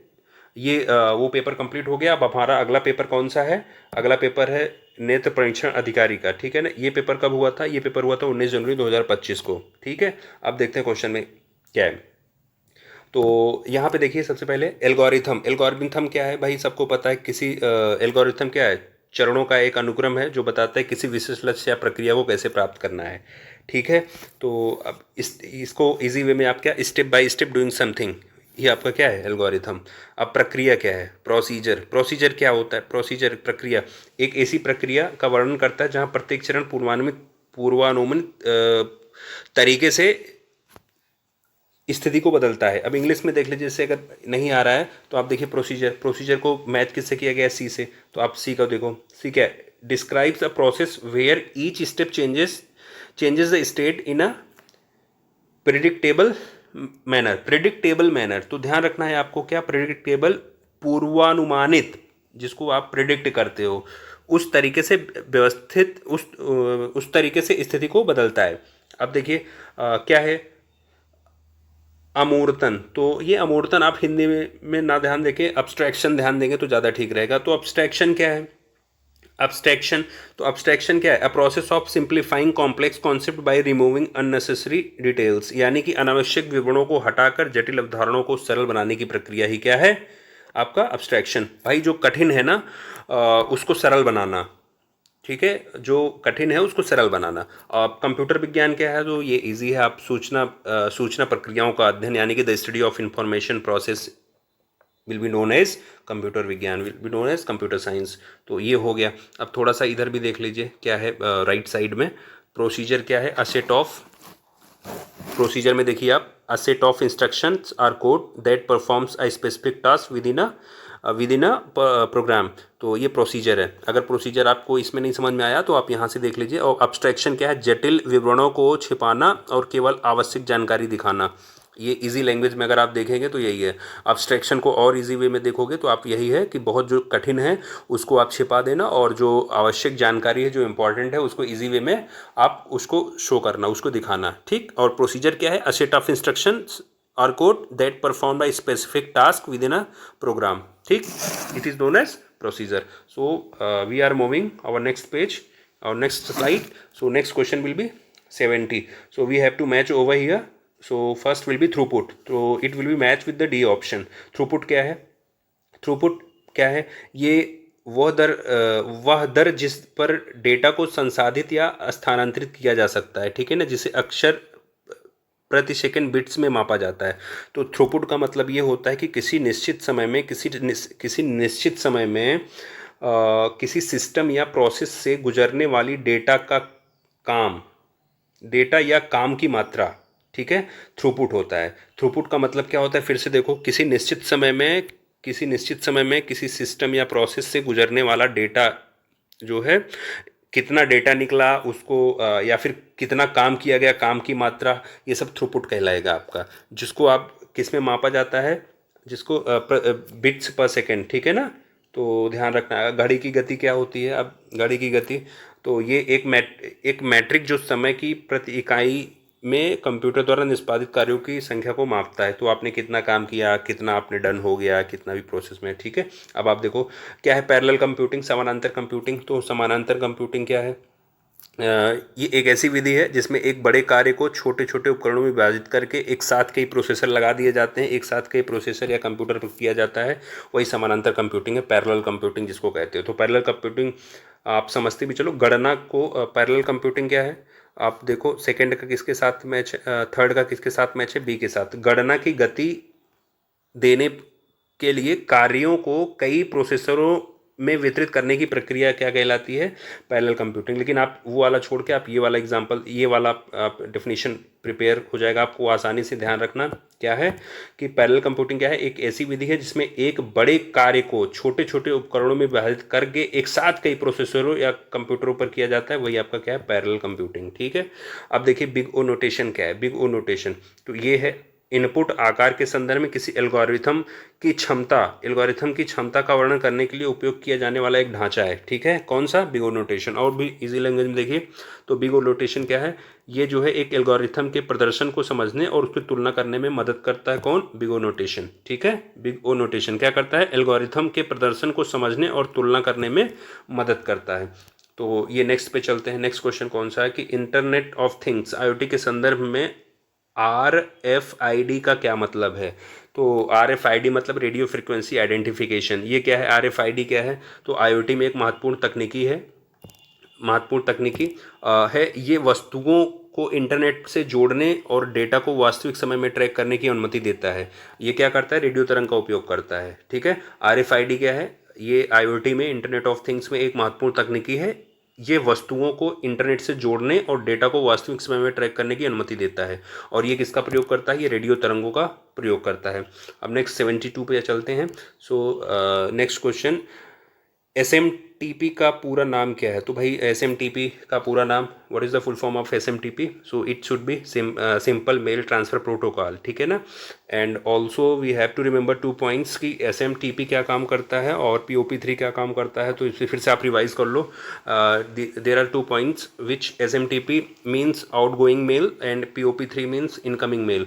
जो आपको मेल भेजते हो तो आप इसका प्रयोग करते हो SMTP का, लेकिन इनकमिंग मेल्स के लिए आप POP3 का प्रयोग करते हो। नेक्स्ट देखते हैं DPI क्या होता है, इसका मतलब क्या है। तो DPI का मतलब क्या था, डॉट्स पर इंच, डॉट्स पर इंच। तो देखिए DPI, अब थोड़ा सा ही देखिए, आगे PPI भी पूछ सकता है, तो आप समझते रहिएगा। DPI मतलब, DPI का प्रयोग प्रिंटिंग के लिए करते हैं। किसके लिए करते हैं, तो DPI का प्रयोग प्रिंटिंग के लिए करते हैं। और वहीं पे देखिए PPI का प्रयोग क्यों करते हैं, PPI का पिक्सल प्रति इंच, ठीक है ना, पिक्सल पर इंच। तो ध्यान रखना है कि PPI का प्रयोग हम लोग डिजिटल डिस्प्ले के लिए करते हैं। ठीक है ना, डिजिटल डिस्प्ले के लिए उपयोग करते हैं किसका, PPI का। तो ध्यान रखना है आपको, PPI का प्रयोग डिजिटल डिस्प्ले के लिए, DPI का प्रिंटिंग के लिए। PPI का डिजिटल डिस्प्ले के लिए, PPI का प्रिंटिंग के लिए। ठीक है, अब देखते हैं बिट क्या होता है। तो ये मैच करना है। अब बिट यानी कि सबसे छोट, इसमें बिट क्या होता है, सूचना की सबसे छोटी इकाई। बिट क्या होती है, ये सूचना की सबसे छोटी इकाई है जो बाइनरी अवस्था 0-1 को दर्शाती है। ठीक है, बाइट क्या है, बाइट मीन्स 8 बिट्स से बना होता है और एक अक्षर या डेटा के एक छोटे छोटे टुकड़ों को प्रतिनिधित्व करके करने के लिए उपयोग किया जाता है। और KB क्या है, 1024 बाइट्स आमतौर पर टेक्स्ट या इमेज जैसे छोटी फाइलों को उपयोग के लिए किया जाता है। क्या आपका किलोबाइट। अब देखिए मेगाबाइट क्या होता है, 1024 किलोबाइट आमतौर पर दस्तावेज, छोटे वीडियो, सॉफ्टवेयर जैसे डेटा को मापने के लिए उपयोग किया जाता है। और आपका गीगाबाइट क्या है, 1024 MB मेगाबाइट। ठीक है ना, आमतौर पर उच्च गुणवत्ता वाले वीडियो या प्रोग्राम जैसे बड़ी फाइलों के लिए उपयोग किया जाता है। तो अपकमिंग में ये पूछ सकता है, तो ध्यान रखना, आपको ये वाले पॉइंट सारे ध्यान रखने हैं। बिट क्या है, स्मॉल यूनिट, जिसको 0 और 1 से करते हो। बाइट क्या है, 8 bit, use to represent a single character. ठीक है ना, बाइट क्या होता है, 8 बिट होते हैं। इसको यूज़ किया जाता है क्या करने के लिए, represent a single character use करने में। ठीक है, किलोबाइट क्या होता है, KB 1024 बाइट्स। मेगाबाइट क्या होता है, 1024 किलोबाइट। गीगाबाइट में क्या होता है, 1024 मेगाबाइट। टेराबाइट में 1024 गीगाबाइट। पेटाबाइट में क्या होता है, 1024 टेराबाइट। एक्साबाइट में क्या होता है, 1024 पेटाबाइट। जेटाबाइट क्या होता है, 1024 एटाबाइट। ठीक है ना, 1024 ये एक्साबाइट, ध्यान रखना ये एक्साबाइट है। और ये जो देखिए योटाबाइट क्या होगा, 1024 जेटाबाइट। तो ध्यान रखना है आपको, आगे पूछ सकता है ये। अब देखिए नेक्स्ट में फिर से हमें आप मिल गया, मैच करना है, मैच द फॉलोइंग। तो सबसे पहले देखिए ये मैच करना है, तो इसको पहले आप ध्यान रखिए ACG क्या है ना। तो सब जहाँ नहीं पहुँच सकता इंसान जो है वहाँ से क्वेश्चन उठाया है। तो एजीसी पे लोग कंप्यूटर की सारी किताबें लोगों ने पढ़ लिया, लेकिन एजीसी पे कभी जिक्र नहीं किया। लेकिन अब देखिए एजीसी के बारे में आपको सबसे पहले है क्या ये वो समझिए। एजीसी क्या था? एक कंप्यूटर था, है ना। अब मैच बाद में करेंगे, पहले आप समझ लो एजीसी क्या है। एजीसी क्या है? एक कंप्यूटर था जिसका इस्तेमाल अपोलो अंतरिक्ष यान को चंद्रमा पर ले जाने और वापस ले आने के लिए किया गया था। ठीक है, तो समझ में आ गया होगा एजीसी क्या था। एजीसी एक कंप्यूटर था जिसका इस्तेमाल किया गया था अपोलो अंतरिक्ष यान को चंद्रमा पर ले जाने के लिए और वापस लाने के लिए। ठीक है, अब देखिए, अब यहाँ से देखिए अपोलो गाइडेंस एजीसी। एजीसी क्या है? इसका वजन कितना था? 70 पाउंड। 70 पाउंड इसका वजन था। इसका आयतन 1 घन फुट था। अब 70 पाउंड यानी कि 70 पाउंड कितना? 32 किलो का। 32 किलो का था। ये कितने किलो का था? 32 किलोग्राम का था। 70 पाउंड इजकल टू 32 kg। अब इसमें रैम कितने थे? ध्यान रखना है, इसमें रैम 4 KB था और रोम कितना है? 72 KB था। तो ये चीज़ ध्यान रखनी है। अब देखिए अपोलो गाइडेंस का इसके साथ मैच हो गया। अब देखिए सेकंड वाला अपोलो गाइडेंस एजीसी की भंडारण क्षमता। तो इसकी भंडारण क्षमता 64 KB थी ना। 64 KB डेटा स्टोर कर सकता था। 1 KB में 1024 बाइट होते हैं, तो 64 KB में 64 गुणे 1024 यानी कि 65,536 बाइट होते हैं। ठीक है, 65,536 बाइट्स 64 KB में। अब देखिए नेक्स्ट क्या है? अपोलो गाइडेंस कंप्यूटर एजीसी की प्रसंस्करण शक्ति। तो ये आधुनिक मानकों की तुलना में बहुत सीमित प्रसंस्करण शक्ति थी, जिसे बिट्स और क्लॉक स्पीड में मापा जाता था। तो बहुत ही लो स्पीड था इसका। अभी तो देखिए आप बहुत आसानी से आपको 464 फ़ोन में मिल जाता है और 6 128 6 GB रैम मिलते हैं, 128 GB रोम मिलता है। तो उस टाइम क्या था? उस टाइम बहुत कम था। अब आप खुद सोचिए, 4 KB का रैम था। अब ये आधुनिक लैपटॉप, तो आधुनिक लैपटॉप आप यहाँ पे मैच कर सकते हो किससे? फोर्थ वाले को, आधुनिक वाले को। क्या? माइक्रो प्रोसेसर और उच्च क्षमता भंडारण के लिए उपयोग किया जाता है। ठीक है ना। और कार्यालय में, गेम में और ढेर सारे कंप्यूटिंग कार्य में सक्षम है। कौन सा? ये मॉडर्न लैपटॉप। ठीक है, अब नेक्स्ट पे चलते हैं, अगले पे। तो प्रिमेटिव क्या है? अब ये प्रिमेटिव क्या है? तो इसको मैच करते हैं। First match will be with option B. ठीक है, तो यहाँ पे देखिए फर्स्ट का बी के साथ, अर्थ की सबसे छोटी इकाई जिन्हें आगे विभाजित नहीं किया जा सकता। किसकी? प्रिमिटिव। मतलब उससे आगे आप नहीं उसको आप विभाजित कर सकते हो। नेक्स्ट देखो आप, ये संयोजन का साधन। सेकंड वाला यानी कि मीन्स ऑफ कॉम्बिनेशन क्या है? सेकंड, तो ये होगा एक प्रक्रिया जो हमें मौजूद तत्वों को मिलाकर नए शब्द या अर्थ बनाने की अनुमति देता है। कौन सा? ये मीन्स ऑफ कॉम्बिनेशन। और थर्ड देखते हैं, अनंत भाषाएं यानी कि इनफाइनाइट लैंग्वेजेस। तो अनंत भाषाओं का मैच होगा अनंत भाषाएं। कौन सा है? थर्ड का किसके साथ? ई के साथ। थर्ड का किसके साथ? ई के साथ। एक भाषा प्रणाली जो नियमों का एक सेट के माध्यम से असीमित संख्या के को सतही रूपों और अर्थों की अनुमति देता है। तो आप थोड़ा सा इंग्लिश वाला लैंग्वेज आप देख लीजिएगा, हिंदी वाले में अगर नहीं समझ में आता है। और फिफ्थ वाले का देखिए रूपिम क्या है? तो रूपिम आप नहीं समझ पाओगे तो आप मॉर्फीम समझना। मॉर्फीम समझते समझ जाओगे ना। मॉर्फीम किसे कहते हैं? तो मॉर्फीम किसी भी भाषा में अर्थ की जो सबसे छोटी इकाई होती है उसी को मॉर्फीम कहते हैं। ठीक है ना। तो ये हो गया आपका। और फिफ्थ का हो गया। और ये जो सेकंड का आपका हो गया, सेकंड का बता दिया। सेकंड का किसके साथ? डी के साथ हो गया। और थर्ड का किसके साथ? थर्ड का आपका हो गया ई के साथ। फिफ्थ का क्या हो गया आपका? सी के साथ। ठीक है, अब नेक्स्ट क्वेश्चन पे चलते हैं। फोर्थ का आपने देखा संयोजन के नियम। फोर्थ वाला आपने देखा संयोजन के नियम, रूल्स ऑफ कॉम्बिनेशन। तो रूल्स ऑफ कॉम्बिनेशन वे दिशा निर्देश या सिद्धांत जो बताते हैं कि सरल इकाइयों को किस प्रकार संयोजित करके बड़ी संरचनाएं इकाई बनाई, जैसे छोटे छोटे सरल इकाइयों को किस प्रकार संयोजित करके एक बड़ी संरचनाएं बनाई जा सकती हैं। जैसे आप देखिए, आप लेटर का यूज़ करते हो, ABCD का उपयोग करके आपने लेटर्स का उपयोग करके आपने वर्ड बनाना सीखा। जैसे आपने ABCD जब आपने सीख लिया तो B से आपने बुक बनाया। अब आपको वर्ड जब आ गया तो आपने सेंटेंस बनाना सीख किया। अब आपको सेंटेंस आ गया तो आपने उससे पैराग्राफ बनाना सीख लिया। तो ये क्या हो गया? ये आपका क्या हो गया? आप देखो फोर्थ में आपका संयोजन के नियम यानी कि क्या? Rules of combination. ठीक है, चलिए नेक्स्ट पे हम चलते हैं। कंप्यूटर सिस्टम में अंक गणित तर्क ALU क्या करती है? तो ALU का काम क्या है भाई? अंक गणित जो performs arithmetic and Boolean logic calculations, ये अंकगणित और बूलियन लॉजिकल गणना कैलकुलेशन करती है। और यूएसबी का फुल फॉर्म क्या है? यूनिवर्सल सीरियल बस। और देखिए एमएस एक्सेल 2007 में कितनी अधिकतम वर्कशीट हो सकते हैं। एमएस एक्सेल 2007 में वर्कशीट में पंक्तियों की अधिकतम संख्या कितनी हो सकती है? तो आप ध्यान रखना 1048 576। और सीपीयू की मूल संगणना इकाई को क्या कहते हैं? तो उसको हम कोर कहते हैं। क्या कहते हैं? कोर कहते हैं। तो हमने ये पेपर भी हमारा कंप्लीट होता है। और लास्ट तक बने कर रहने के लिए बहुत बहुत आपका आभार, बहुत बहुत धन्यवाद अपना प्यार देने के लिए। और प्लीज़ आप इस चैनल पर नए हैं तो अपने इस भाई को थोड़ा सा सपोर्ट करें, चैनल को सब्सक्राइब करें। आगे अगर 3284 IIGTA इन सब का एग्ज़ाम है। और बहुत बहुत धन्यवाद।